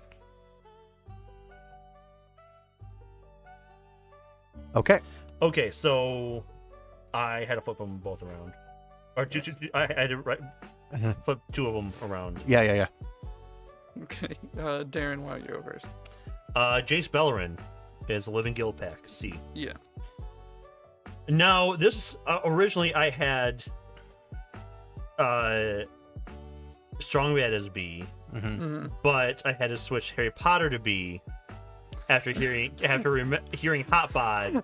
Well, you didn't think You don't think Harry Potter's Hot Bod Handsome Sir Pants? Hot Bod Handsome Pants? Yeah, I remember that book. I remember that in like that's like the 5th or 6th book where he's where he comes in as AMC Gremlin as Hot Bod Handsome Pants. Handsome face, Sean. Handsome face. Are you a real Harry Potter fan? yeah. So CB, Aragorn A, and Strong Bad, of course, is Hot Bod Handsome Face. Yep. That's what I did as well. C Bad. Yep. C bad. Yeah, I mean, I don't need to check. Yes. Yeah. That was easy. Yeah, Jace Bellerin is the blue Living Planeswalker. The blue Planeswalker. I think y'all have both tied all but one. All of the shiny questions. Every single one, yeah. I think there's more. Oh, this one has a QR code. Ooh. Oh, interesting. Okay. Community. And it's about Garfield, His 9 Lives. In the 1988 TV special, this collection of 10 tales depicts Garfield in a variety of art styles and across multiple time periods. The special concludes with Garfield and Odie dying, coming face to face with God, who is revealed to have cat-like eyes, and then entering heaven. So pretty much, that last sentence would be. I'm going to redo a little bit. The special concludes with Garfield and Odie dying, coming face to face with God, who is revealed to have cat-like eyes, and then entering heaven. Actually, it's 10 stories, it's 9 stories, not 10. That is wrong. Actually, God's a dog. God is not a dog. Actually, I can think of a funny answer. I'm thinking of one right now too. But I'm not gonna say it. God, it doesn't have cat-like eyes. God does have cat-like eyes. Actually, Garfield goes to hell. That's what I was thinking. You're close. Actually, so can you read? I'm not asking you to read the highlighted part. You want the whole thing again? Just the last sentence about the heaven thing. The special concludes with Garfield and Odie dying, coming face to face with God, who is revealed to have cat-like eyes, and then entering heaven. Actually, they don't both go to heaven together. That is correct. What do they do? I'm gonna say they both go back down to Earth. I'm gonna give it to you. That we don't have an issue like last time. Garfield and Odie do not enter heaven. God grants both of them another 9 lives, even though Odie isn't a cat, so he never had 9 lives to begin with, and sends them back to Earth. Okay. Do you take issue with that, John? Yes. With the plot of Garfield. Garfield. Also, yeah, God should have been a dog, because I mean that would be the more funny answer. That would be the because it's funniest answer. Yeah. God backwards. No, the funniest answer would be Garfield goes to hell. Odie stays in heaven, Garfield goes to hell. Yeah, all dogs go to heaven. That's what I'm. And cats can't dance. Yep. Okay. This is an anime question. Oh, good. Oh, great. Wonderful. In the 1989 anime Dragon Ball Z, Oh, okay. Virginia acted to Mickey. Virginia acted to Mickey. And Bing and Christian Stewart have to fight. I hope they don't hurt each other too hard. Actually, it's Google and Christian Stewart have to fight, not Bing. Okay. Despite its name, Dragon Ball Z doesn't focus too heavily on the actual Dragon Balls, and the dragons are rarely summoned. Each dragon will grant up to 3 wishes, but they have different rules for wish making. Actually, only Shenron only grants 1 wish at a time. The dragon from Namek will grant 3 wishes at a time. Yeah. You gave me more than we needed, but you're exactly right. Yeah. Also, I think the Namekian has more power. Like the Namekian can actually like do more with his wishes because he's how everyone got to all the Namekians got to Earth. And right. I wasn't sure. I thought it was Shenron had more power. No. Was like Shenron's wishes were.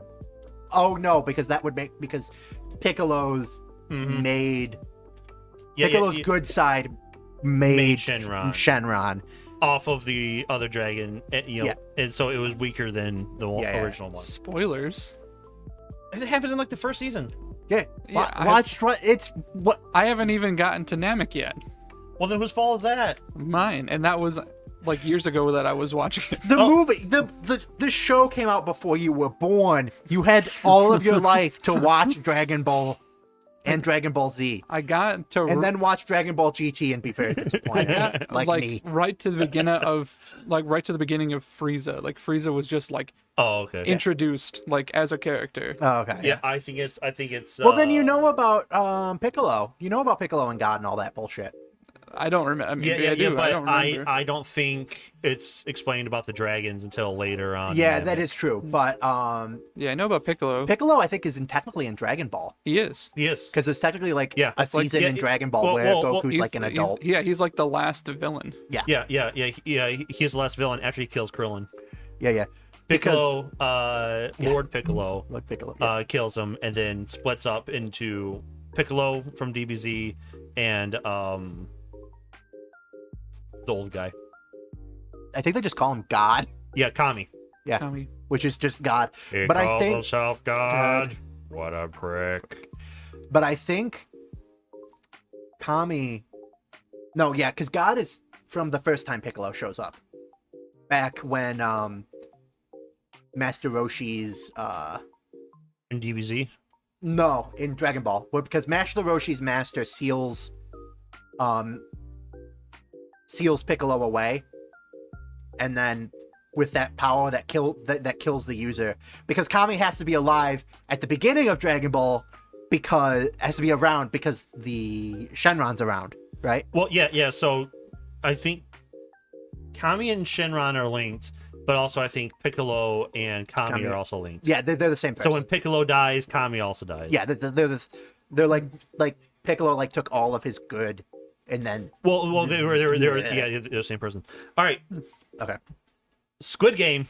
Sci-fi. Squid Game isn't sci-fi. That's what shush. In the 2020 actually Squid Games isn't sci-fi. Yeah, actually Squid Games isn't sci-fi. That's in the 2021 TV series, the final game of the tournament is the titular Squid Game, which is a showdown between the only 2 surviving players. Ji-hoon manages to defeat Sang-woo, but spares his life and tries to end the game by invoking the 3rd clause. Instead, Sang-woo commits suicide by stabbing himself in the neck, leaving Ji-hoon the winner. Can you just read that all one more time? Yes. In the 2021 TV series, the final game of the tournament is the titular Squid Game, which is a showdown between the only 2 surviving players. Ji-hoon manages to defeat Sang-woo, but spares his life and tries to end the game by invoking the 3rd clause. Instead, Sang-woo commits suicide by stabbing himself in the neck, leaving Ji-hoon the winner. I have 2 possible things. Well, you can only pick one right actually. Now. Yep. It wasn't the 3rd clause. It was a 3rd clause. Actually, they didn't play Squid Game. And It the final match wasn't Squid Game. It was Squid It Game. was. Actually, you flipped the names. Nope. Actually, the guy doesn't spare his life. He kills him. Nope, that is correct. So, actually, I think the question says that he wins and then tries to spare his life, but he doesn't actually win before. Nope, but he spares his life and tries to end the game by invoking the third clause. Okay. So, but either way, he does end up winning Yeah. by him killing himself. Yes. Or by the other guy dying. Yep. Actually, he doesn't kill himself. One of the guards shoots him. Nope, he does kill himself. Okay. Do you want me to read the highlighted section? Yes, please. The final game of the tournament is the titular Squid Game, which is a showdown between the only two surviving players. Actually, there are more than just 2 surviving players. There are more than 2 surviving players. Oh, that's. Actually, the old guy is still alive. Number one, they might refer him to as. Yes. There are more than 2 surviving players. The old man, O Il Nam, was both the host and a player and was still alive during the Squid Game. Mm-hmm. So I guess James? I Sure. think based on the rules, because you got Of course, I didn't give John to have more or give a more Did you accurate know answer. that? No. Hey James, guess what? You could have given it to me, but that's True. This is your own doing. And I'll say I've never watched Squid Game, but I've seen a lot of people watch Squid Game. Yeah, I'm like too depressed to watch like anything sad. It's like I haven't watched Squid Game. I haven't watched Cyberpunk Edge Runner because I'm like, oh, I figured out how those shows end. On a happy note, No. where everyone walks away just No. I mean, that's how for me. I think I prefer to just get the story of death game shows and movies. Yeah. But I don't think I'd really want to watch one. Mm. I think a lot of the setups are really interesting and the stories are cool, but I think it'd just be too depressing because everyone just has to kill each other. Yeah. And it's just this is just sad. I don't want to watch this. Mm-hmm. Okay. You know what, John? I wonder what it's like to read out a golden clue. Maybe you'll never know. Yeah. It feels great. So for this one, this is a fictionary, and this type requires the contestants to draw something. Oh, okay. In All right. each case, you'll have a reference, image, or secret list of elements you're looking for, and the drawing that is most correct earns the point. The quality of the drawing doesn't matter as long as the important features are visible. Yes. Okay. John? Well, actually, I'm not sure. In this, it's Yo-Ho. In the One Piece universe, each pirate crew has their own variation of the Jolly Roger flag. Yes. Draw the flags used by each of these pirate crews: the Straw Hat Pirates, the Buggy Pirates, and the Heart Pirates. Buggy. And what was it? Last one? The heart? Heart. Okay. This is gonna be shit, but Alright, you won't be scored on the quality of your art, but on whether your drawings are close to the right shape. Oh, okay. I need to. oh, sorry, I just drew the hat and it is. Oh no, I have given it away. I know Darren knows. If Darren doesn't know what the Straw Hat Pirate logo looks like, kind of. Yeah, right. Let's see. What is the rest of that one? Actually, I think it's just this. Yeah.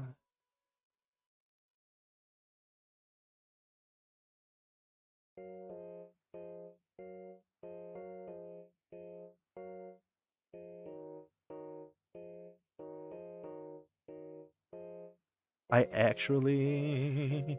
I'm trying to remember. I think. Okay, I think the Heart Pirates is his. I'm gonna go for it. He wears.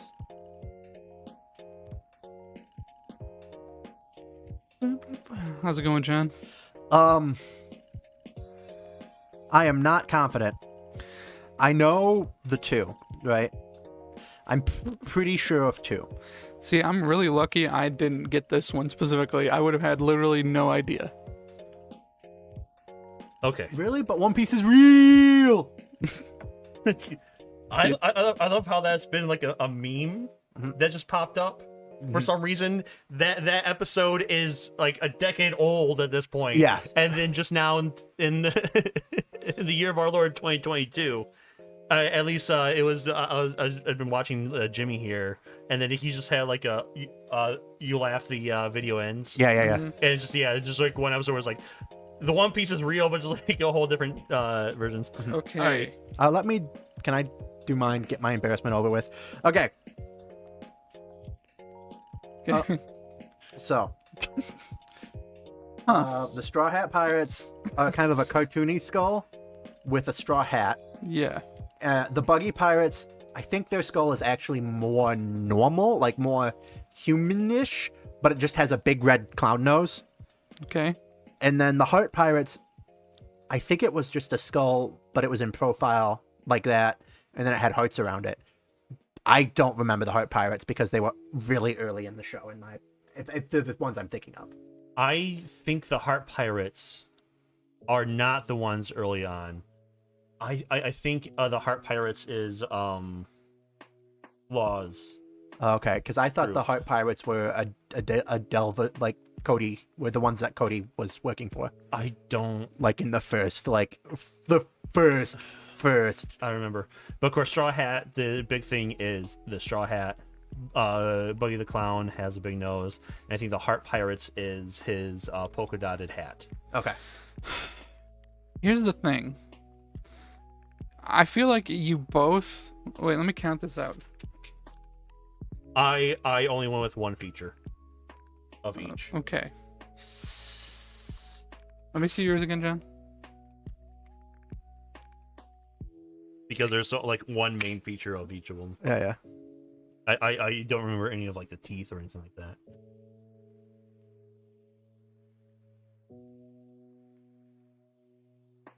Controversially, maybe. I'm gonna go with John Ooh. because he got the teeth more right. Oh, it- that's right. That's Laws. Not. That's right. But you both essentially did the same thing for 1 and 2. Oh, the teeth more right. Come on. It's as best as I got because you both pretty much have the same thing for all of them except for the heart, which you both have wrong Yeah. entirely. Yeah, I forgot that was the Heart Pirates. So it wasn't his if hat, I had it to was- just distinguish between anything, Actually, I got the right pirate crew, but the wrong. Actually, that wasn't even part of the question, and it doesn't matter if you get the crew right. If I got their captain, you didn't. that's what matters. we're gonna need to actually like wash these with water. I know, right? Yeah. Yeah, whatever. Okay. I think This- John's winning. Yeah, because you decided to Oh, we're throw more tied. into the question. This question is about anime. Yay. One Piece. It's not real. Oh. In the 2014 anime Tokyo Ghoul, Oh, great. It's not actually about a ghoul. It doesn't take place in Tokyo. Ken Kanaki becomes a half ghoul after an organ transplant, giving him superpowers along with his iconic white hair and single red and black eye. After he began wearing an eye patch, he earned the uninspired nickname Eye Patch, although he's later called the One-Eyed King. Actually, doesn't he have like a zipper mouth also? No.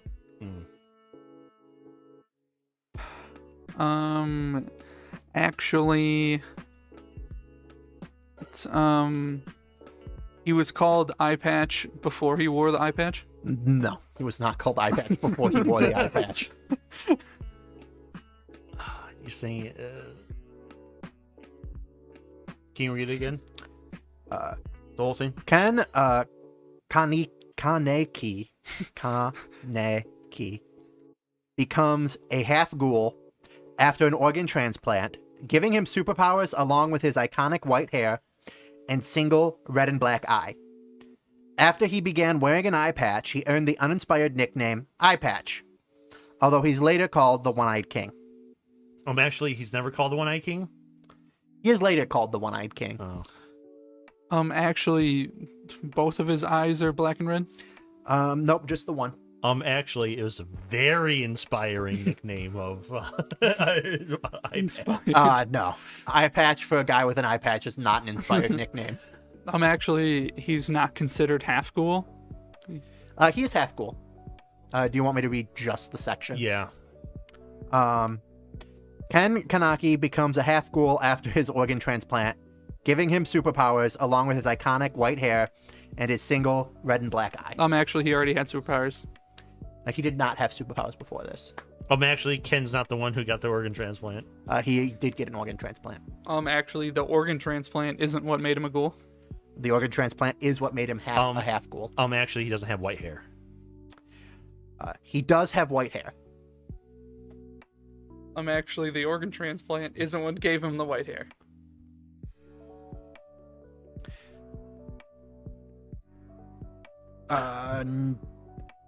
Technically no, but that's not what I said in the question. Can you read the yellow part one more time? Ken Kaneki becomes a half ghoul after an organ transplant, Okay. giving him superpowers, along with his iconic white hair and his single red and black eye. Actually, becoming a ghoul didn't give him superpowers. Becoming a ghoul does give you superpowers. Only after you sit in front of the ghoul cabal and they vote you in, and then you have to go to ghoul school. You don't have to go to ghoul school. I don't know. I feel like that's right. I'm kind of on Darren's side with this one. Okay, let me give it one more try. James is closest, but he's wording it completely wrong to the point where I can't give him a point. Okay. Also because I'm being a stingy asshole. That's what the show is about. That's what the show's all about. So, it's worded after an organ transplant, he becomes a ghoul. Yes. Half ghoul. A half ghoul, giving him superpowers, And his single... And his iconic white hair. And his single red and black eye. Actually...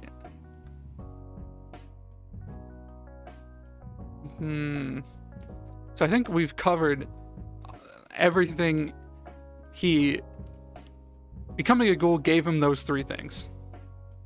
I think. Actually, I don't think it did. Actually, Yes. becoming a ghoul didn't give him those three things. Oh, he always had the white hair. He did not always have the white hair. I guessed that. Yeah. And also, I don't think you guys are gonna. Do you want me to keep going? Yeah. Okay. Becoming a ghoul didn't give him white hair. It's the one thing you missed. You said getting the organ transplant gave him the white hair. I get what you're saying. Yes. But it wasn't the organ transplant. It was becoming a ghoul. Didn't give him white hair. He is tortured later in the show, and that gives him white hair. True love. Okay. So what happens if no one gets the point? I thought you said I got it. No, I said, no, you didn't get it. But I said becoming a ghoul didn't give him those three things. I'm not giving you... Yeah. Am I wrong? Tell me I'm wrong. Actually, something about that card is factually false. Darren gets the point. Thank you.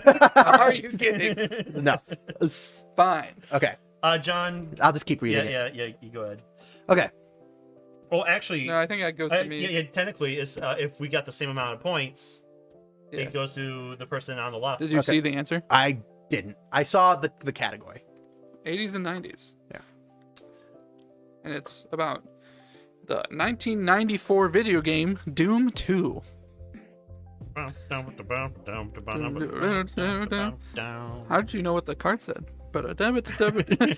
This is how actually, how it's you would sing. No, actually. Beep, boop, boop. Beep, Okay. beep, boop. Actually, the onomatopoeia is completely wrong. Beep. The boop, onomatopoeia bop. for the theme song is okay. The final boss of Doom 2 is a huge goat skull that spawns enemies. It has a hole in its forehead leading to a small room with a glowing brain, and the only way to defeat it is to destroy the brain by launching perfectly timed rockets through the hole as you ride up on a lift. Actually, that is not the only way to defeat it. There is... No. There is another No. guy. Actually, it doesn't fire. Did you say it fires goats? No. I said it spawns enemies. Oh, It itself is a goat head. it's not a goat head. It is a goat head. Oh. Would you like me to read it one more time? Because this is also the level where it's the John Romero Easter egg, right? I don't know. I never played Doom 2. I've barely played Doom. Oh yeah, read it again, please. The final boss of Doom 2 is a huge goat skull that spawns enemies. It has a hole in its forehead leading to a small room with a glowing brain, and the only way to defeat it is to destroy the brain by launching perfectly timed rockets through the hole as you ride up on a lift. Actually, there is no lift. You have to kind of jump and shoot. No. Actually, there's no hole in the head. There is a hole in the head. Actually, it's not in his forehead. It's through his eyes. No.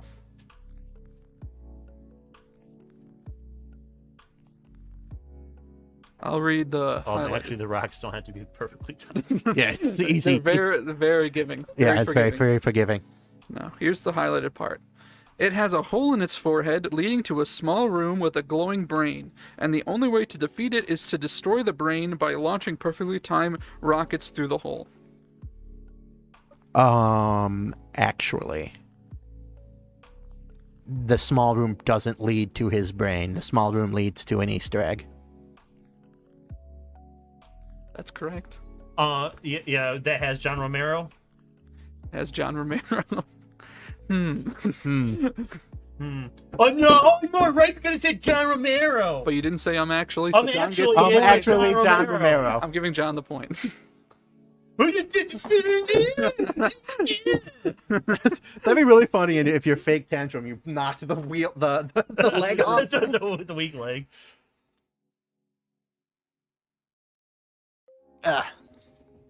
Ooh, it's a cipher. Is the next one the final question? Yes, it is final. It's not the final question. There's one more. One more normal one? No, this is the final normal question. Yeah, that's what I mean. So the next question is the last question. Yes. So I need to get this right to keep my streak alive of always reading the special Oh, question. yes, that is yeah. correct. Mm-hmm. Okay. But I'm not going to allow that because I'm going to write that way. I'm actually in the running for. This Wait, no, I'm not. Fuck, I can't win. Damn it. Yeah, you can tie. you can tie.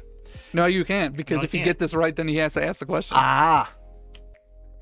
This is I'm actually James is a bitch. yeah. This next question is about aliens. The movie? Yes. In general. No, just in general. Oh, okay. All right. In the 1986 film Aliens, at first, Wayland Yutani execs don't buy Ripley's story about the alien that wiped out the crew of the Nostromo. But then the colonists on LV-426 stumble upon the derelict ship Ripley had described, and contact is lost soon after. So a squad of Marines is deployed to investigate, accompanied by Ripley and company man Carter Burke. Actually, I've never seen either. Yeah. They're not accompanied by Ripley. They are accompanied by I Ripley. figured she's like the main character. Actually, the execs knew the whole time what went on because that's the whole plot of Alien 1 is that William Yutani wants to save the alien and bring it back and do stuff. No, they don't buy that. That is incorrect. Can you read it again, please? At first, Weyland-Yutani execs don't buy Ripley's story about the alien that wiped out the crew of the Nostromo. But the colonists on LV 426 stumble upon the derelict ship Ripley had described, and contact is lost soon after. So a squad of Marines is deployed to investigate, accompanied by Ripley and company man Carter Burke. Actually, the Marines weren't deployed. They were...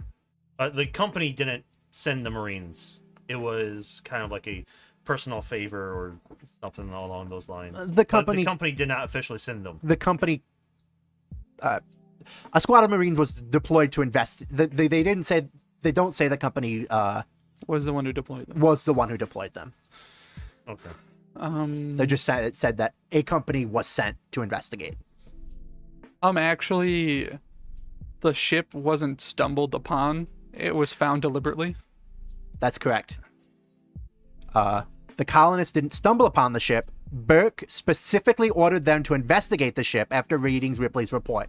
He didn't even tell them what was on what they thought. Okay. Because my next guess was, actually, he wasn't a man. He was a replicant.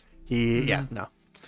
Okay. My streak's alive. Streak is alive. Now, Darren, I need you to get this one right, so John and I can tie, and he doesn't win. Because this is the same exact... I'm only on 2 points, so I don't think that's going to happen.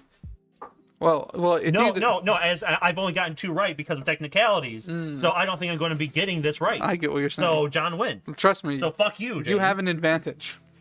I will. Oh yeah, so did I in the last one, but no, you're like, because of small, minute details that aren't even there because John put 4 teeth instead of 5. I'm going to give it to John, and only John, and not both of you for getting the major features right. Yes. Yeah.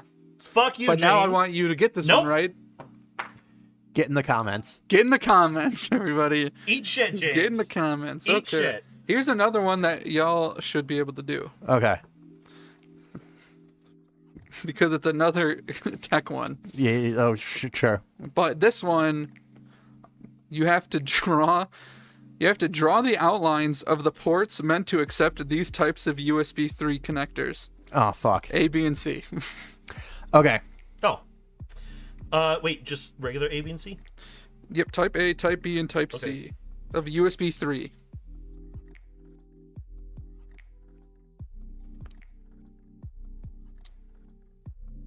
I'm hoping blue still... B still looks like that.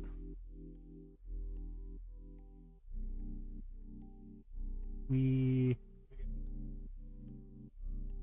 all look like shit, but... That's okay. Do you got him? Yeah. Let's see. I'm trying to think of the minute details.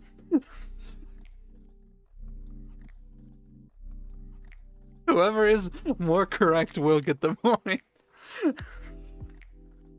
And I will be strict. So if it's not exactly right... Where's that ruler? Yeah, it needs to be to scale. I think that's... Wait, hold on. Yeah, I think that's pretty much going to be it. Okay. Okay. Flip. Oh no. So, James?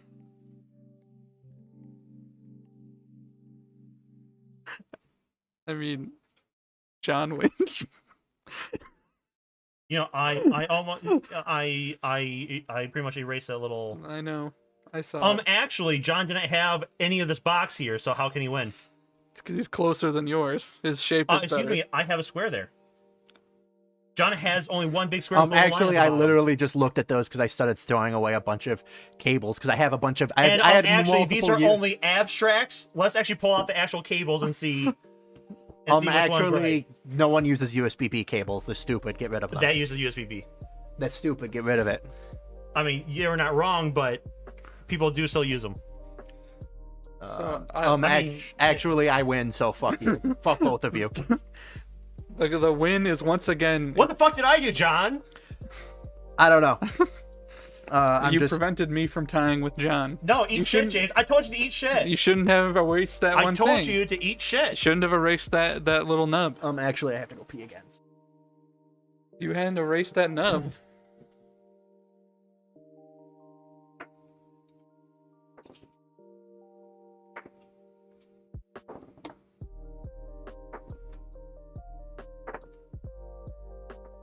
I think this is a little off balance.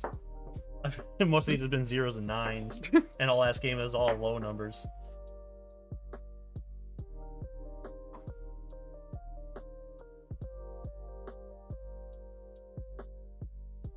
Uh-oh, first one's Star Wars.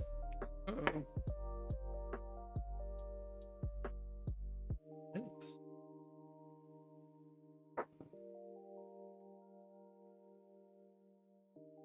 This die rolls a lot of 10s. Hmm.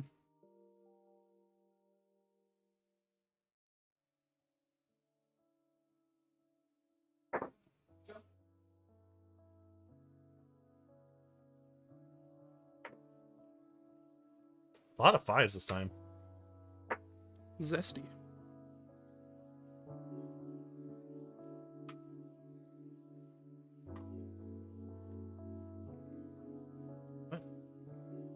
Uh-oh.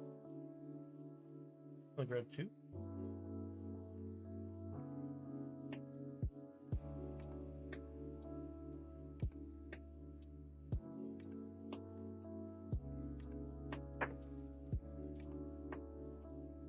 I was hoping that one would make it in. Oh, good. We ended on 2 video game ones. No. Fun. I'll cut this one off. Loss. Wait, what are you doing? Well, first I'm pissing, Oh, okay. and then I'll be reading the first one. Okay.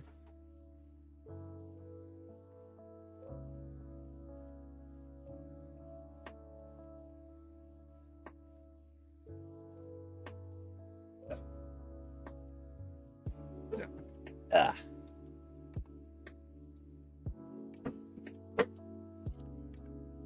So I'm getting maybe a bonus, and Yeah. I've been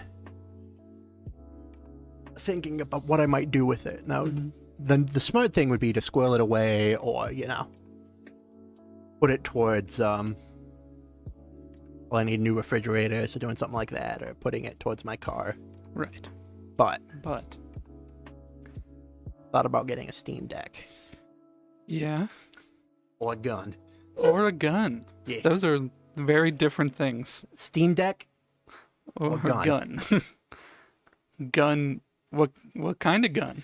There's 2 I really like that I wouldn't mind owning. One is called a K31, which is a Swiss World War II era rifle. What I really like about it is that most bolt action rifles, you have to kind of pull the bolt like this and then push it like that, Mhm. So you pull it up, slide it back. Either the bullet comes up into the round or you put a bullet in the chamber, push it forward and slap it back down. Mhm. And a Swiss one, it is straight pull back, straight pull forward. That's it. You just go boom, boom, it's loaded. And I'm like, oh, that's kind of neat because most guns don't do that. The other one is a what's known as a Mini 14, Mhm. which is a just kind of a standard popular gun. Mhm. Looks nice. Shoots fairly good, is what I've heard. And then Steam Deck, It's a Steam Deck. it's a Steam Deck. I've also, I don't think it's super high on my list of things to get, but once I heard about it, it's definitely something I'll have at some point. All right, so I heard Steam Deck, so I'm immediately interested. Yep. Yes. So I'm getting a bonus because I'm working overtime. Right. And I thought about maybe either squirreling it away, which is the smart thing to do, Mhm. spending it on But of course, obviously, you're not going to do that. right. So I've been thinking of either getting a Steam Deck Mm-hmm. or a gun.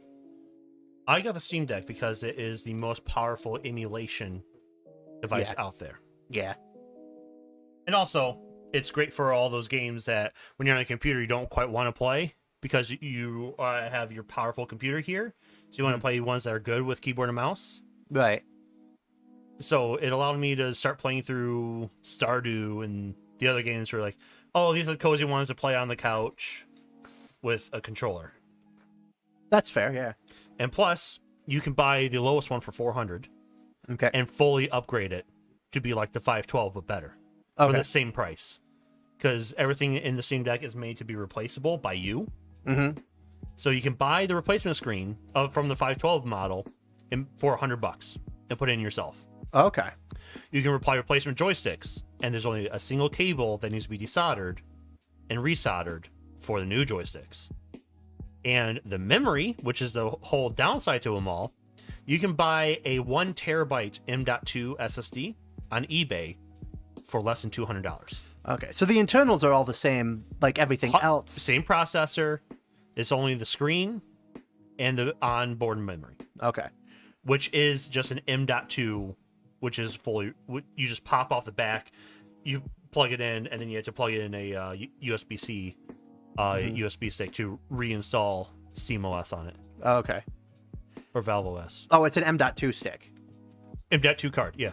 Okay. Yeah. So it's not micro SD. No. Okay. There's also micro SD, Oh, okay. which I just bought a 1 terabyte for just over $100. Yeah. They're not that expensive. No, so I bought the 1 terabyte fastest micro SD, and then eventually I'll also be upgrading to the 1 terabyte SSD, Mhm. and then possibly upgrading the screen. Okay. What's Because the difference between screens, though?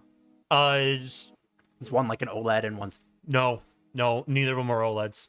Okay. Just one's like sharper and brighter, and one's sharper and dimmer. One's not as sharp and brighter. Okay. So they're different, and I need to. So neither one of them sounds better. They just sound different. Yeah. That's what it is. Like, oh yeah, it's crisper on the 512 screen, but we also like some of this stuff with the lower screen too. Yeah. So it's just different. Yeah, because I was looking at maybe getting a Switch OLED, but I wanted to get the like the Pokemon Switch OLED, but they're like gone. No. Yeah, and you can buy them secondhand, but then it's like the OLED. While OLED screens are very nice, it has the same internals, so I don't know if the Switch OLED is really worth it. Yeah. Well, the only reason I would buy it is because it's the Pokemon version. Oh, okay. Yeah, collectible. Yeah. And like, if I got a Switch OLED, I use mine mostly in the dock.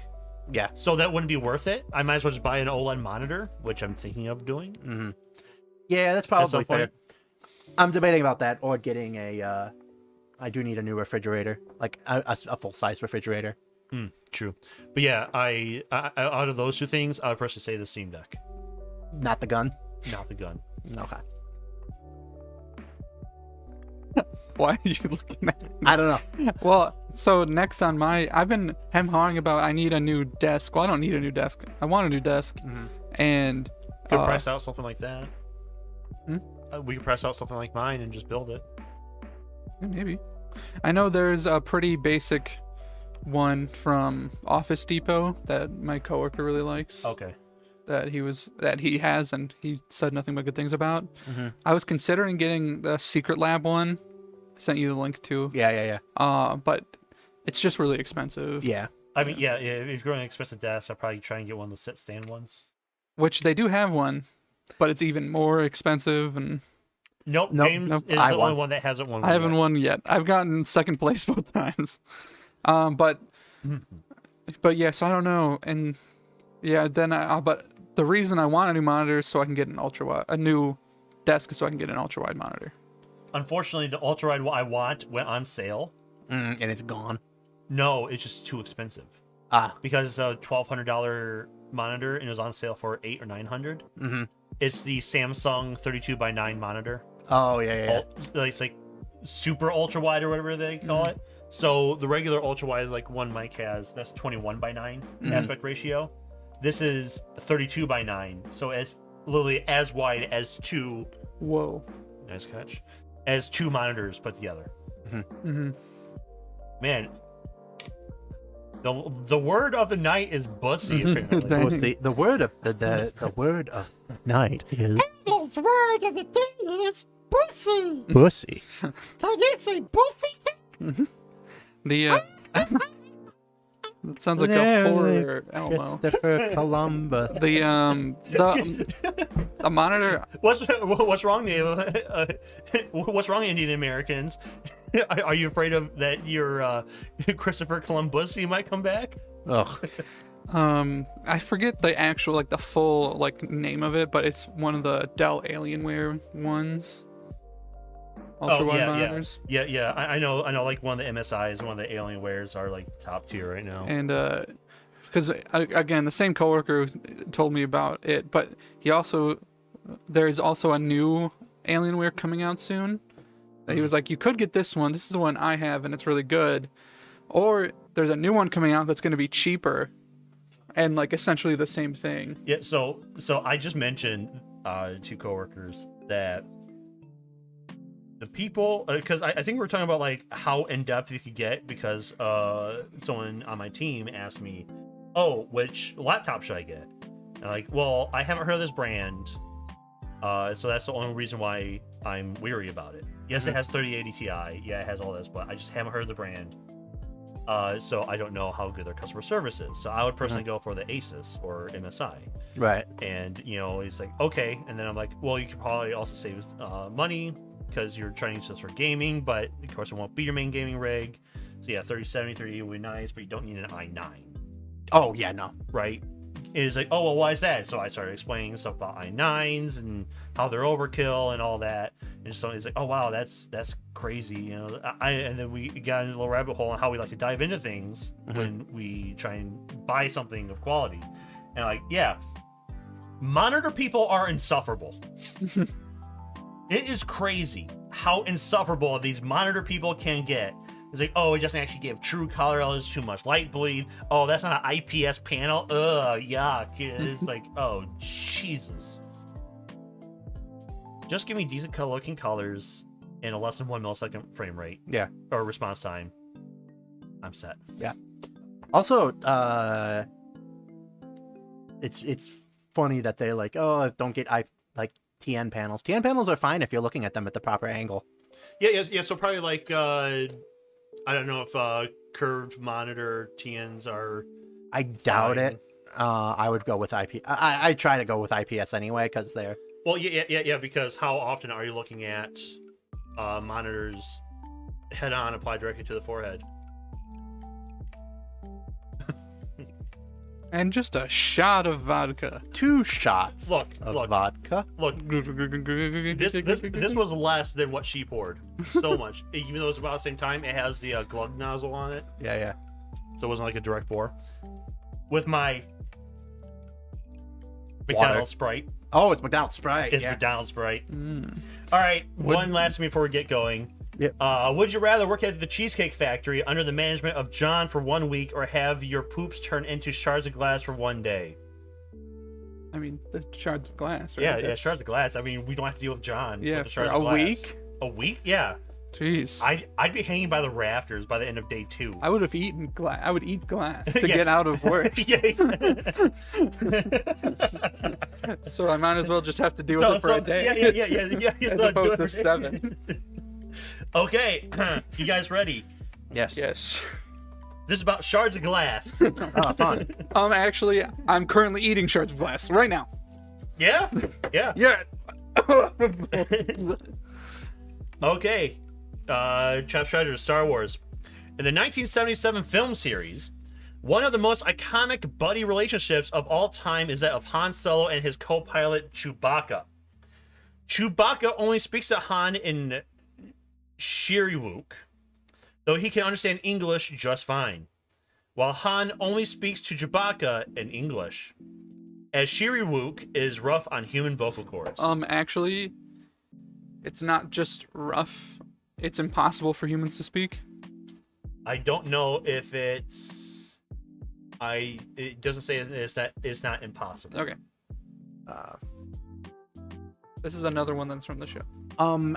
Actually, Han has spoken to Chewie and Shiriwook. I do not know. Actually, he's spoken to him in another language, not Shiriwook. You're close. I mean, yeah, he spoke to him in English. Yeah. No, I mean, besides, he spoke to him. Oh, English and another one. Nope. It just says that is not mentioned on the card at all. Okay. Actually, Chewbacca can speak English perfectly fine. He just chooses not to. Also, do not look at chat. Okay.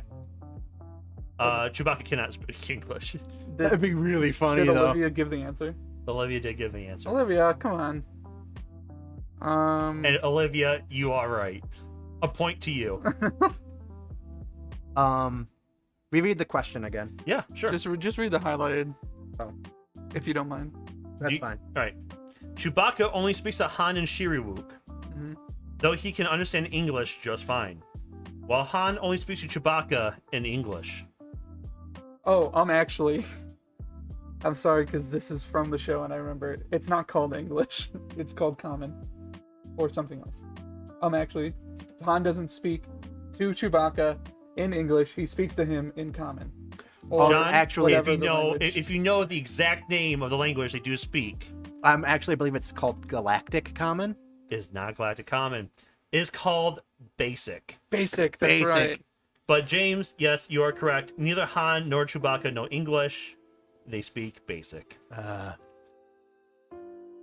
Olivia, if you don't mind waiting for us to. Yeah. I was gonna say that I think Chewbacca also probably knows Huttese, but that wasn't part of the question.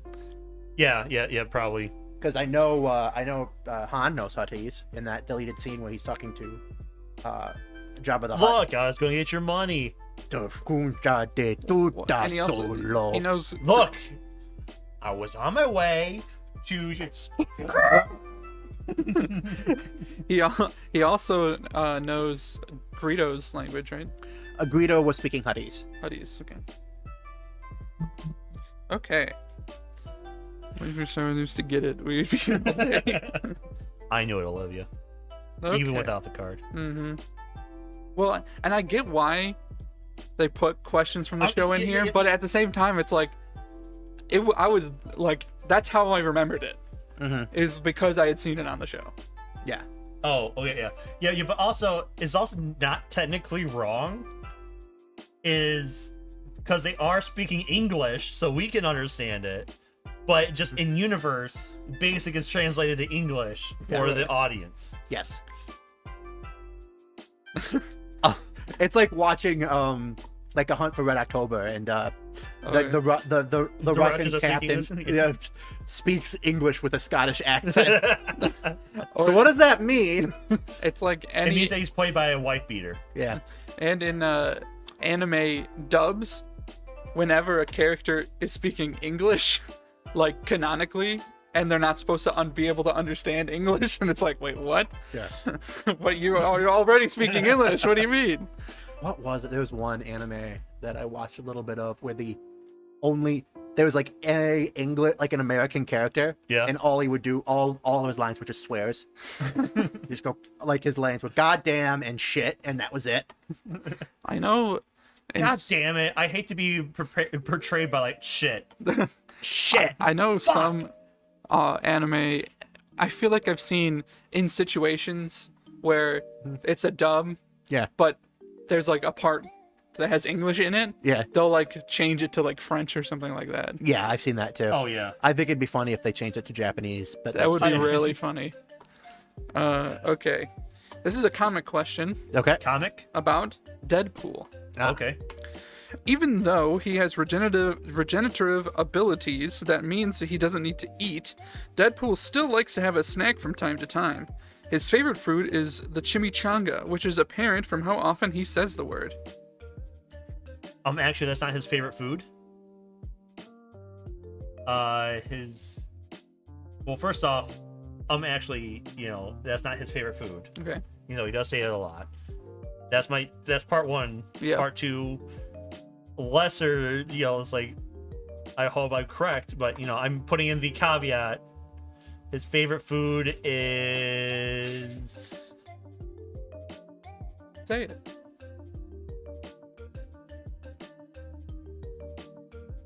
Foie gras. Dang. I'm going to say you're right with the first part. Mm-hmm. And just because I don't want y'all guessing on the wrong thing, you are right to say that his favorite food isn't chimichangas. So I'm correct. Is Yes. this part where I'm correct, but John has to say what his favorite food is No. to get it right? No. I'm Okay. gonna say All right. you have to figure out why he says chimichanga so much. Okay. All right. Actually, chimichangas aren't his favorite food. He just says it a lot because he thinks it sounds funny. No. Actually, Thank goodness, because Darren would kill me. yeah. Actually, chimichanga is not his favorite food. He just says chimichanga a lot because that was the favorite food of his fiance. No. No. I was gonna say neither of you got it. Okay. John, you were close.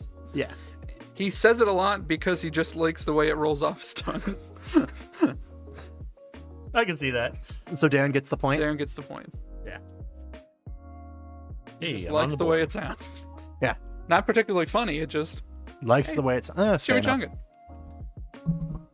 All right. This is the topic is Fantussi, Okay. the Habadussi, The Habussi. Every word ends with ussy. Go. the 1937 Ussi book Ussi. Okay, you can stop. Please. All right. In the 1937 book. Okay. Early in the book, the dwarves send Bilbo to investigate a campfire. He finds 3 trolls cooking mutton and tries to steal from them, but is caught when one of the trolls feels Bilbo tugging at his pocket. The dwarves all end up captured by the trolls when they come to investigate, and Gandalf has to rescue them. Actually, Bilbo isn't sent to investigate the campfire. He just stumbles upon it. He is sent to the dwarves who sent him to investigate the campfire. Actually, the dwarves were captured by the trolls before. So they were trying to cook the dwarfs, not mutton. That's not the part that was wrong. No. No, I think they were cooking mutton. Then the dwarves got captured. Yeah. But So Ryu had one, I had one. So I'm gonna go. Actually. Mhm. Bilbo wasn't trying to steal anything from them. He just gets caught by being too loud. He was trying to steal from them. Oh. 'cause I was gonna say he wasn't trying to steal from them, Yeah. because I think they. Can you? I read this book before. Me too, so- and I really like it. I read the visual novel. So I'll give one more guess just because Okay. it'll even us up. Yep. Actually, This hurts. This is painful for both of us. so I'm gonna say that Bilbo doesn't get caught because the troll feels him pulling at his pocket, and that's part one. Mm-hmm. Part two is because he startled their horses, which the trolls had stolen. I'm gonna give it to you, unless John can because you are correct in the sense that the troll does not feel Bilbo tugging at his pocket. Okay. But if John, so you'll get it unless John can tell me why Bilbo's caught. Bilbo is caught because he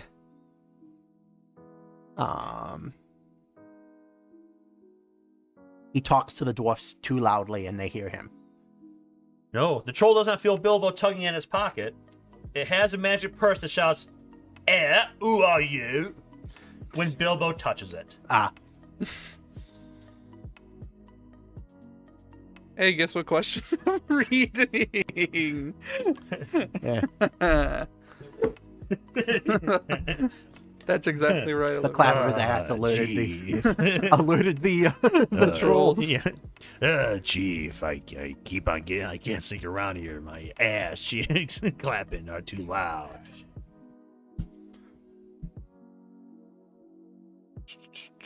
I'm too dummy thick. Okay. This is called Name 'em, Name them.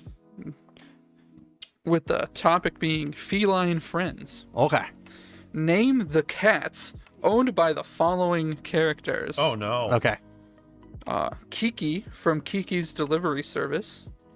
Okay. I'll let you write these down first. Yeah, I'm just gonna write down the names that you're saying and then. Yeah. Okay. Same. Data from Star Trek The Next Generation. Mhm. Oh, I know this, but I not off the top of my head. Granny from Looney Tunes. Okay. And Dr. Evil from Austin Powers. Dun, dun, dun, dun, dun,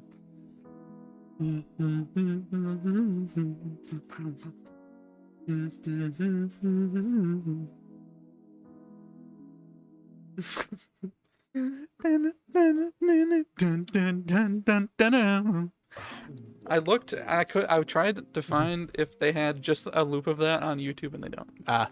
I'm so upset. Yeah, it should be like a QR code in the Yeah, in the Manual. instructions. like wait, there's a QR code.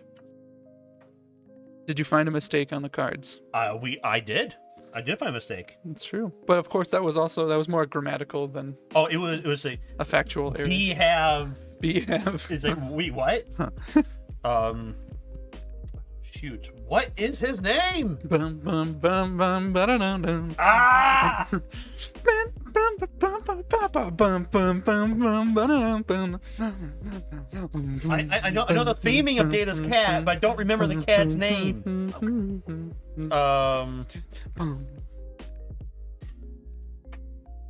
I know I've gotten 2 of them. John is locked in. He put the pen cap on. Darren, where you at? I'm Mike Tramp.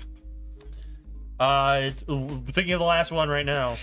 Let's see. Give me a few more seconds here. Yeah. We're having a good time. Yes. Okay. All right. My suit. I got- Okay. I got all. Ready? Do you mind if I go first? Go ahead. Ready. So, Kiki, as we all know, Yes. is the owner of the lasagna-loving Garfield. Data's cat's name is Spot. Okay. Oh. You laugh at it, you're like, No, oh, wait, no, fuck. no. I heard Spock. Spot. Data's cat is Spock. Spock. Granny's cat is Sylvester, Okay. and Dr. Evil's cat is the Lord Fluffenstuff. Kiki famously had a cat named Archibald. Okay. Yep. Data's cat is Einstein. Granny's cat is Sylvester, spelled properly Spelling doesn't matter. with a Y. And Dr. Evil cat is called Shaved Pussy. I think he's right. You think that's right? It's possible. I think That's right. it's probably right. I don't know. Is it right? No, it's Oh. not. Waxed Pussy. There you go. No. Okay. Here we go. Just mark the ones you have right. Yeah. Okay. Kiki, which I know who got it right, but Kiki's cat is Gigi. Yep. Data's cat is Spot. Yep. Yep. Stop marking them. What? Granny's Hey, is get your Sylvester board. With a Y. with the Y. And Dr. Evil's is Mr. Bigglesworth. Oh. 4 out of 4. Cool. John gets the point. It's a tie, right? No.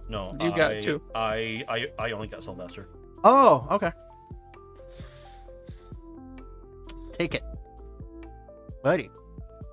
And despite complaints, I am not taking spelling into account. This is from the 1931 film Frankenstein. Universal in the 1931 film. Subs up for Twitch, so you can't unsub here. Universal Take that. the Universal's adaptation is marked differently from the Mary Shelley. Mary is marked- Shelley. Let me restart that. Are you sure you're not the one that has been drinking? No, just having a stroke. That's fine. All right, cool. Universal's adaptation is markedly different from the Mary Shelley books it was based on. but it's also responsible for many details of Frankenstein in the popular imagination. The film originated Frankenstein's hunchback assistant, Igor, as well as the monster's neck bolt and damaged brain.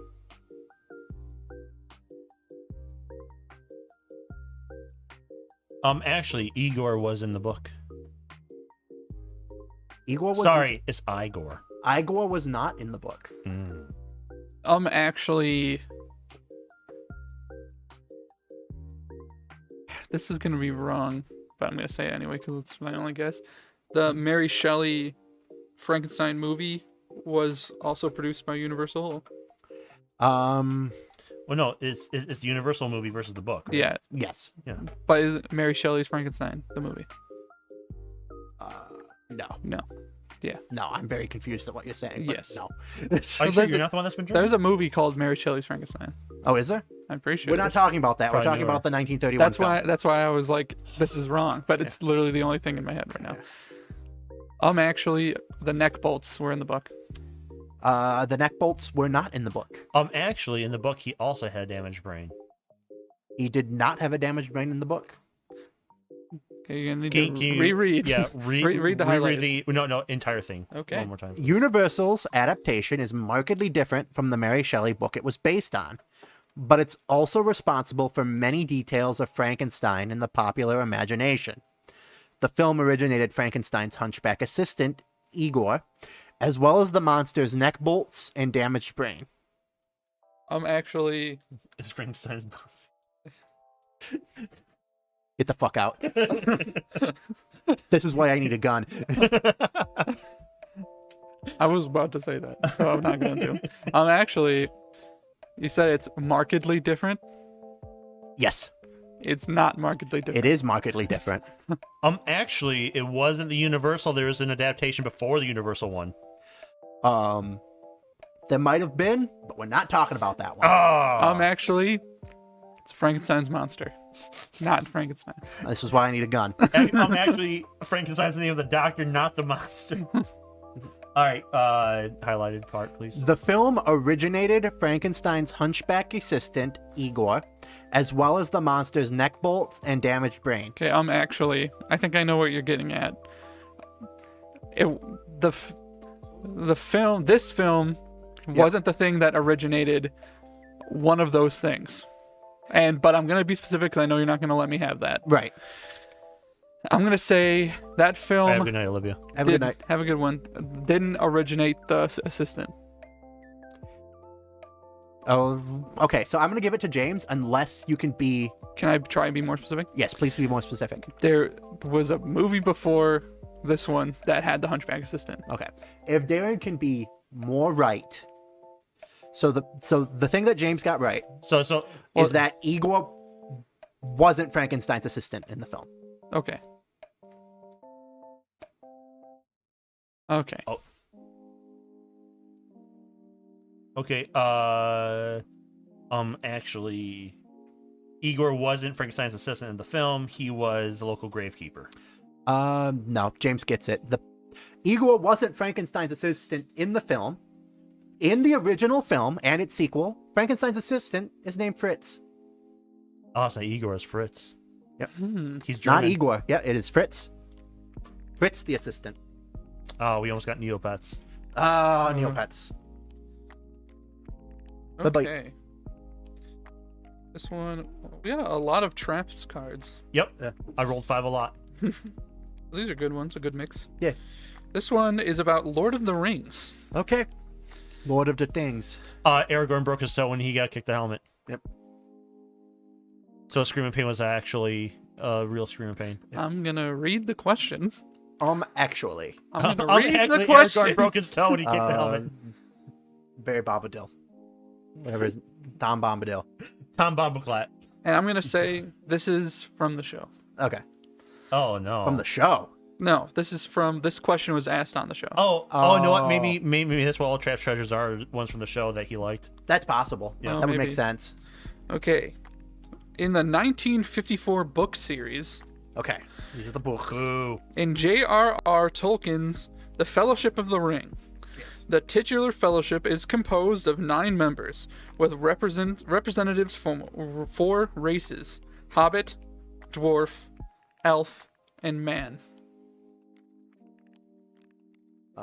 Actually, there was not 9 members.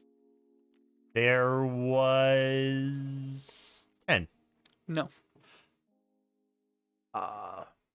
Actually, there are not 9 members. There are 13. No. Actually, they're not the titular members. There's a second group. The real fellowship. This was a fake fellowship. No. Actually, Legolas wasn't originally part of the fellowship. He was just going to tag along, and then he became part of the fellowship later. He was part of the fellowship. Actually, they're not humans. Humans aren't represented. They are rangers. Oh, they're Actually, the people you're thinking about are humans. actually, there's a 5th race. Aragorn is a Númenorian. Fucking nerd. That's not what this says. Oh, I think I can fix it if Darren doesn't get it. Go ahead, John. Actually, Gandalf is not human. That's correct. Yeah.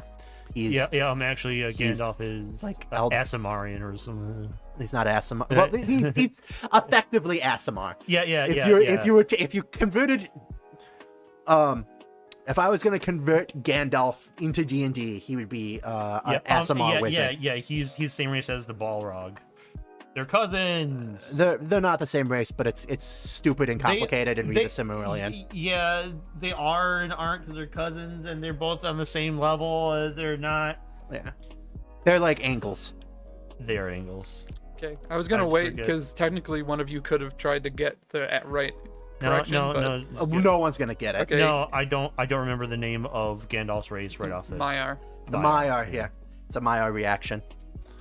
He tastes better if you grill him. There you go, John. Is it a golden question? Nope. No, it is not. This next question. Let's keep the streak alive. Let me have this one. Well, I'm at 1 point. In the 1974 role-playing game Dungeons and Dragons, the demon princes of the abyss are some of the most formidable foes in the universe. Fraz Urblu is Prince of Deception and Illusions, who appeared as a massive gargoyle. Grogar is the Prince of Cruelty, who appears as a demonic goat wearing a bell and rules the realm of Tambilon. And Grazitz is the Dark Prince of Pleasure, who appears as a beautiful but demonic humanoid and takes advantage of all others through manipulation and charm. Actually, Grazitz is not the demon of pleasure.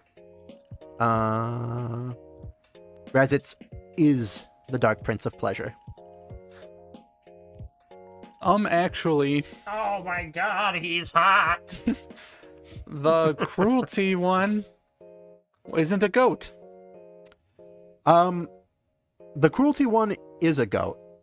That's what, the Garganak? Grogar. Grogar is a goat. Who's the first one and what's their deal? Can you just name them and their deals? Fraz Urblu Yeah. is the Prince of Deception and Illusion. Actually, Fraz Urblu is not the Prince of Deception and Illusion. He is. What's the next one? Grogar is the Prince of Cruelty. And then? So all the princes are the things that the card claims them to be. What's the next one, John? Grezit. Does it say its deal? Dark Prince of Pleasure. Yeah. Oh, okay. And that's what I said first. We worked in reverse order. Actually, the Prince of Pleasure, he doesn't control all. He only controls some. I never said that he controlled all. Read it again. The demon princes of the abyss. That's the one that I'm talking about. Grazit is the Dark Prince of Pleasure, who appears as a beautiful but demonic humanoid and takes advantage of others through manipulation and charm. Actually, he doesn't use manipulation and charm. He uses magic. He does use manipulation and charm. Actually, he's not hot. Okay, can you? Give me a second. I have to judge this. If John doesn't think that this demon is hot,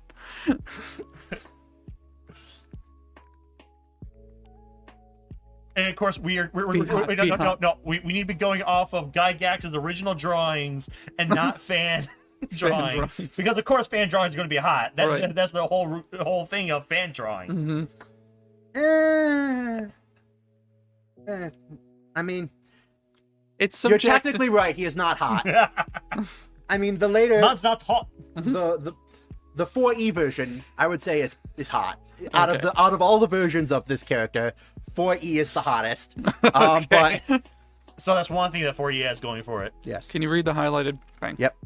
Grogar Okay. is the Prince of Cruelty, who appears as a demonic goat wearing a bell and rules the realm of Tamblion. Actually, Grogar doesn't rule the realm of Tambrion. I believe he does. Does it? If that's not okay. Actually, he doesn't wear a bell. I have to actually look this up. It's a chime. Bobby, What's the card say? what did you look up? Yeah, what was the card It's on the say? card. Well, it says he wears a bell. Okay. Oh, he does wear a bell. I have found him. Yes, he does Okay. wear a bell. Actually, it's not a demonic goat. It's just a normal goat. He's pretty demonic. Uh, You guys are so close. Darren gets one, and then we're tied again. Can you read it one more time? Grogar is the Prince of Cruelty. Actually, appears- Grogar is not a. Grogar's not a male. Grogar's not the prince. Actually, Grogar's not a prince. Yes, he is not a prince. Actually, he's a princess. He is not a princess. So I'm gonna give it to James. To Darren. Yes. He's No. not to Darren. No, he already said it. He already said it. No, to Can't Darren. take it back. To Darren. Grogar is not the Prince of Cruelty. He is not a demon prince of the abyss. He is actually a My Little Pony villain.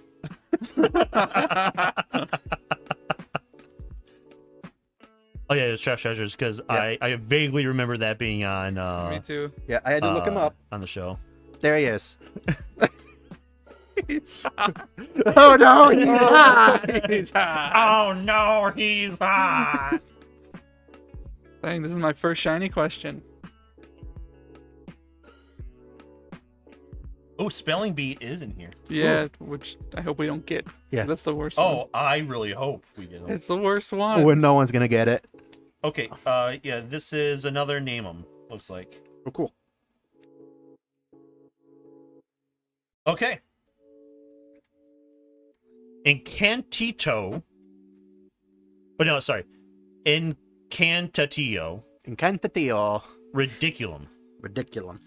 Write the magic words for these spells in the Harry Potter universe. Okay. The Unlocking Charm.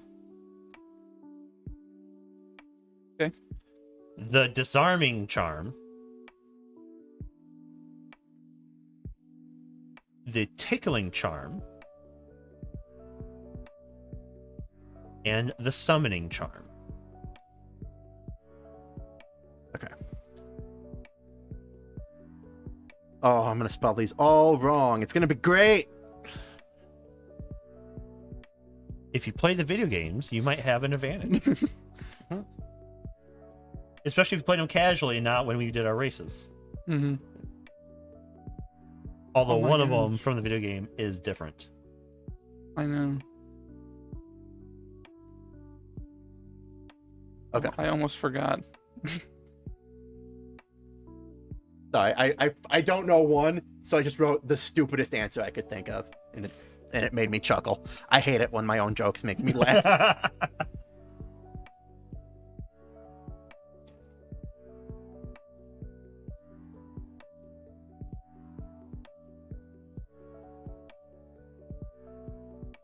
Sorry, James just has a really concerned look on his face. Well, because I thought I didn't know one of them, but now I know that the knowledge is in my head. I just need to remember it. Okay. I know. Well, I think I know. Okay, I think- I know two of them. I'm pretty sure. I'm not sure about the third one, because there's a lot of spells, especially if you watch the movies, that just do this thing. Mm-hmm. The disarming charm. There's a lot of just spells that just knock the wand Same away. in the video games. Yeah. Yep. James, this is your first golden question. You can go first. Okay. The unlock charm is Alohomora. Okay. Disarm is Expelliarmus. Okay. I'm skipping tickling for a second. Mhm. Summoning is Accio. Okay. And tickling is Gucci Gucci. Alrighty. All right, so, John. So I put as the unlocking charm as Alohomora, Mm-hmm. the disarming charm as Flipendo, Okay. the summoning charm as Accio, Mm-hmm. and the tickling charm as Turfendo 64. John, you got 2 right. Yeah. You got Alohomora Yep. and Accio. Yep. The disarming charm is Expelliarmus. Is it Expelliarmus? Yeah. And the tickling charm is Ricta Sempra. Ricta Sempra. Okay. Really? They've really messed that up in the movies. And the games, because Ricta Sempra was like the cutting charm or something like that. In the movie, it just like made Harry Potter fly backwards. Yeah. Which so does Expelliarmus, and so does Flipendo. Flipendo, and so does Stupefy. Stupefy. But that's bad. what it's supposed to do, isn't it? That's that's Stupefy knocks No, you out. Stupefy is supposed to like erase your memories. That's No. what Gilderoy Lockhart No. does to. no. That's not Stupefy. Oh, now don't tell me once you look it up, because that is Pretty sure that's Stupefy. It's definitely not Stupefy. Oh my gosh.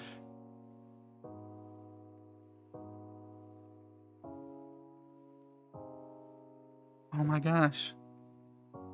It's not stupid. Obliviate. Oh yeah, you're right. Stupefy knocks you out.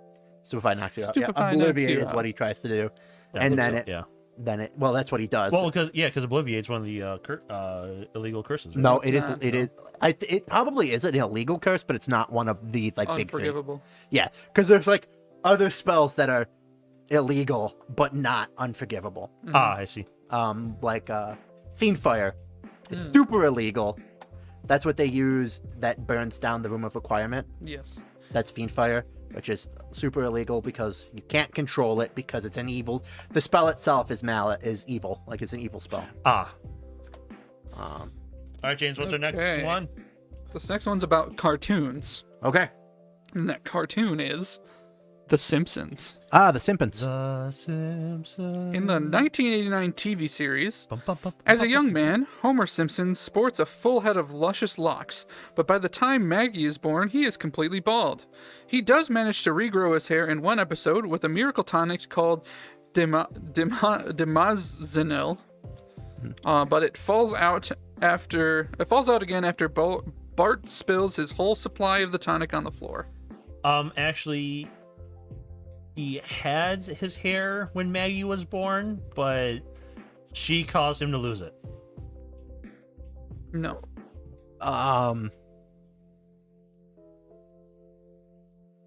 Bart didn't spill it on the floor. He purposely mixed something else in it. You spilt it on the floor. Actually, Homer had already lost his hair before Lisa was born, not Maggie. Nope.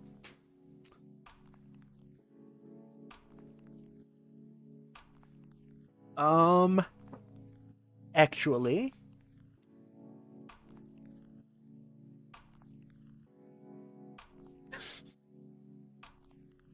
I don't know. I'll read the highlighted thing. Thank you. As a young man, Homer Simpson sports a full head of luscious locks, but by the time Maggie is born, he is completely bald. Actually, he's not completely bald by the time Maggie's born.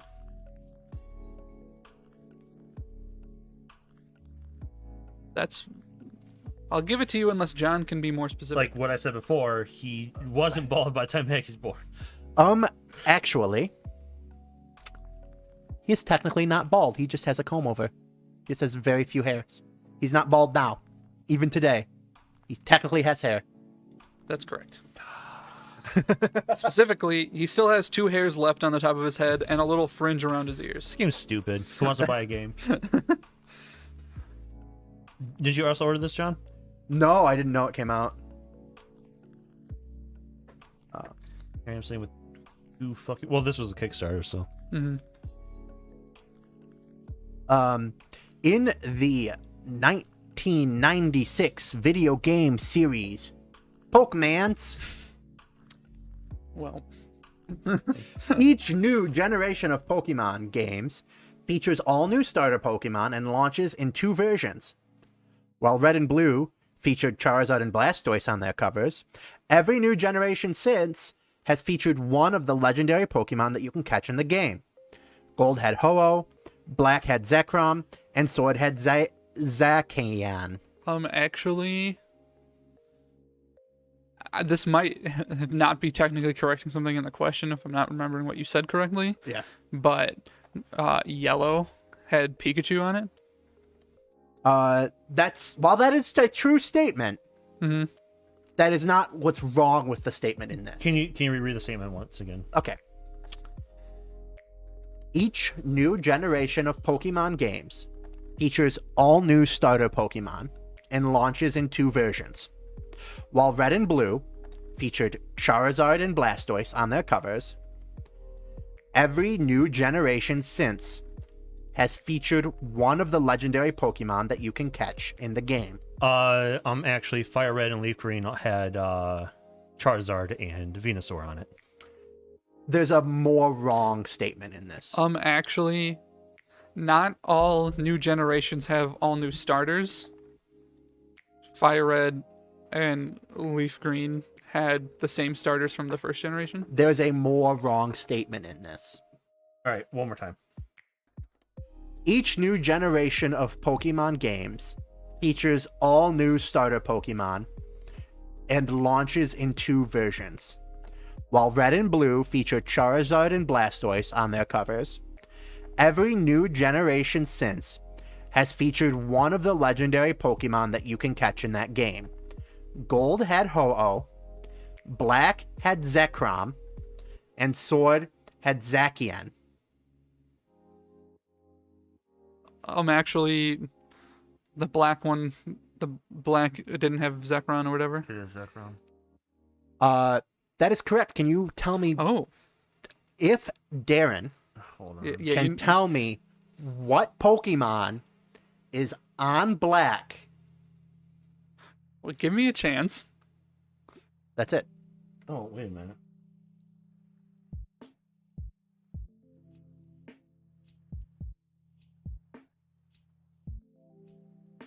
Because there's 2. Oh, No. You said give you a chance. I'm giving you a okay. chance. So what's the name of the Pokemon on Black? On Pokemon Black? Houndoom. No. All right, just let me think here for a second. I'm gonna say things out loud just as my mental thought process. Not It like might I be know. wrong that Zekrom's on the cover because maybe I think there's something canonically weird where there were 2 versions of Reshiram, and when you combine both versions of Reshiram, they combine together to make Zekrom. But I'm not 100% sure about that because I think there is another. But I'm going to say it's Reshiram. That's correct. Dang it. Black had Reshiram, the white legendary, on the cover. Oh, that's right. They're swapped around. Yeah, Reshiram. Yeah, I was about to say that Reshiram's the white one. Yes. Zekrom's the black one. Yes. And I was like, what? It's like, Yeah. I forgot they were flipped. Dang it. Yay, I got another point. Slowly, and I'm also glad I didn't get the Pokemon one wrong. Yeah. Because that's all I have to my name. Just Pokemon. Another games. Yeah. Fallout. Okay. In the 1997 video game series, Okay, it's a series. Yeah, the series. vaults were designed as shelters in which U.S. citizens could take refuge in case of nuclear war. Unfortunately, poor management and funding cutbacks led to the failure of many vaults. For example, one vault was overstocked with weapons and ammunition, while another vault's door failed. I'm actually. Fuck. James? These aren't mismanagement and oversights. These were intentional experiments run by Voltec. That is 100% correct. You got there faster than me. Yep, the vaults didn't fail because of poor management and funding cutbacks. Most vaults were designed as experiments with citizens as test subjects. Nearly all failures were the result of these experiments going awry. Because the reason I didn't say it at first, I was like, well, I mean, I'm sure. There was mismanagement and funding cutbacks, But, but It was intentional mismanagement. oh shoot, I literally can't win. Unless neither of you get So, this. John, if one of us gets this, we tie. yes. Which, real quick, Well, if one of you gets this, I tie with whichever one of you gets this. ties are allowed. Yep. Because in the TV show, the YouTube. Oh shoot, and it's one that you two could tie. Oh. So technically, we all could tie. All right, we all could win. what's That'd be the hilarious. tech question this time? This is it's not actually a tech question. What? So this is a minefield. Oh. So Okay. I'm gonna All right. list I'm gonna list some companies. Which of these companies were named after their founders? Write down as many as you can, but be careful not to include any wrong answers where you're disqualified. I'm gonna write them all down. Yeah. And then cross and them then out. I'm Yeah. gonna do X's and check marks. So the names are, or the companies are, Dodge, Johnny Walker, Mars, Taco Bell, I'm not putting down Taco Bell. Ah, Mr. Bell, thank you. and Walmart. Okay. Okay.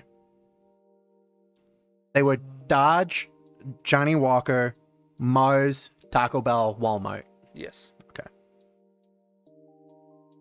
You need Okay. As many correct without any incorrect.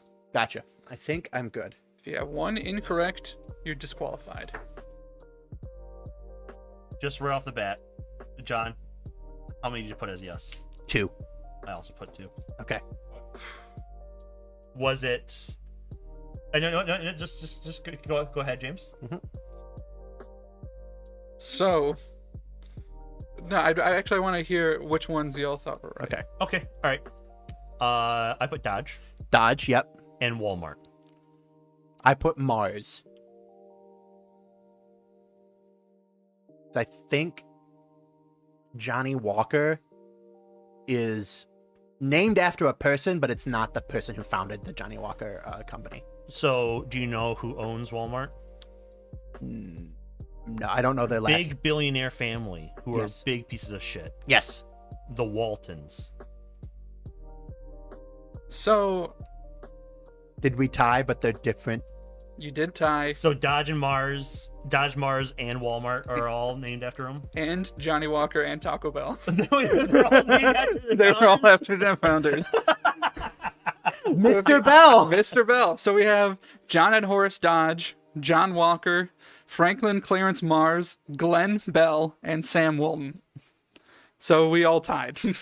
Yay! I still haven't won. Yay! Yay! You did win. Yay! You've just won Yay! once, and me and Darren have won twice. Yay! Yay! Friendship. It's Clefairy. Fuck. Do you want to do one more? It's 11. I'm kind of tired. I'm thinking of calling it. I'm gonna go to a place to get food that opened up nearby, and I think it's hopefully still open. It's a fast casual. I'll tell you after stream. Okay. Not opened by Glenn Bell. It's not. When you said, well, I'm not writing down Taco Bell, Mr. Bell, I was really holding my laugh back. I was like, I was gonna say, wait, Bell is a last name. Yeah. I know many people with the Bell last name. it Right. just sounds ridiculous. Yeah. It sounds ridiculous. Like in context. Yeah. Oh yeah. Actually, is named after the founder, Bill Taco. Bill Taco. Yeah, because what idiot has an Ebenezer Taco. Ebenezer Taco? He invented the taco. Mr. Walmart. John Walmart. Yeah. So, what'd you guys think of the game? I love it. Yeah, I Does really it- like it. Does it hold up to some of the enjoyment of the show? I think it's a different kind of enjoyment. Because I personally think it is a little weaker than the show. Yeah.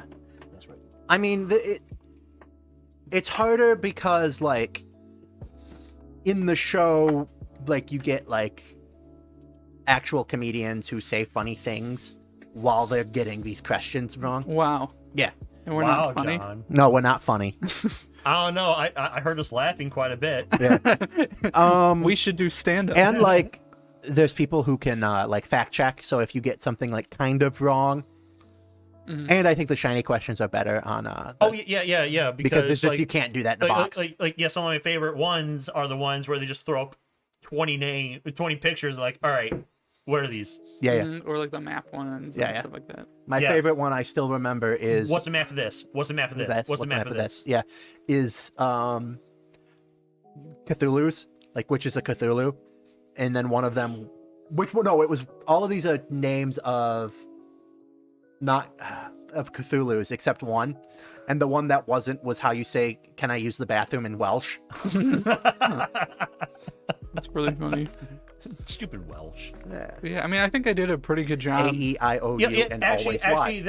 this is I don't know, about the same as what I thought, maybe a little better. Yeah, I'd say that's accurate for me. Too. I think it's a pretty decent trivia game. yeah. I think it's a fun pickup for pretty much anyone. Yeah. I'm just worried on how much you can play this, but of course, how much can you play any trivia game? Right. I mean, yeah, like Balderdash and them, where there's 7 per card, Mhm. and you only use 1 per card, and then they're shuffled back in. Yeah. So it's gonna take a long time, and of course, this has a lot less. Yeah.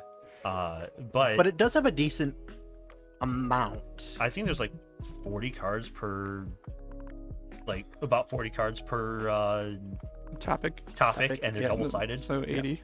So 80, and then you'll probably use, on average, I mean, well, we use 12 per game. There's more golden questions than there are regular questions. Yeah, there needs to be, because there's 3.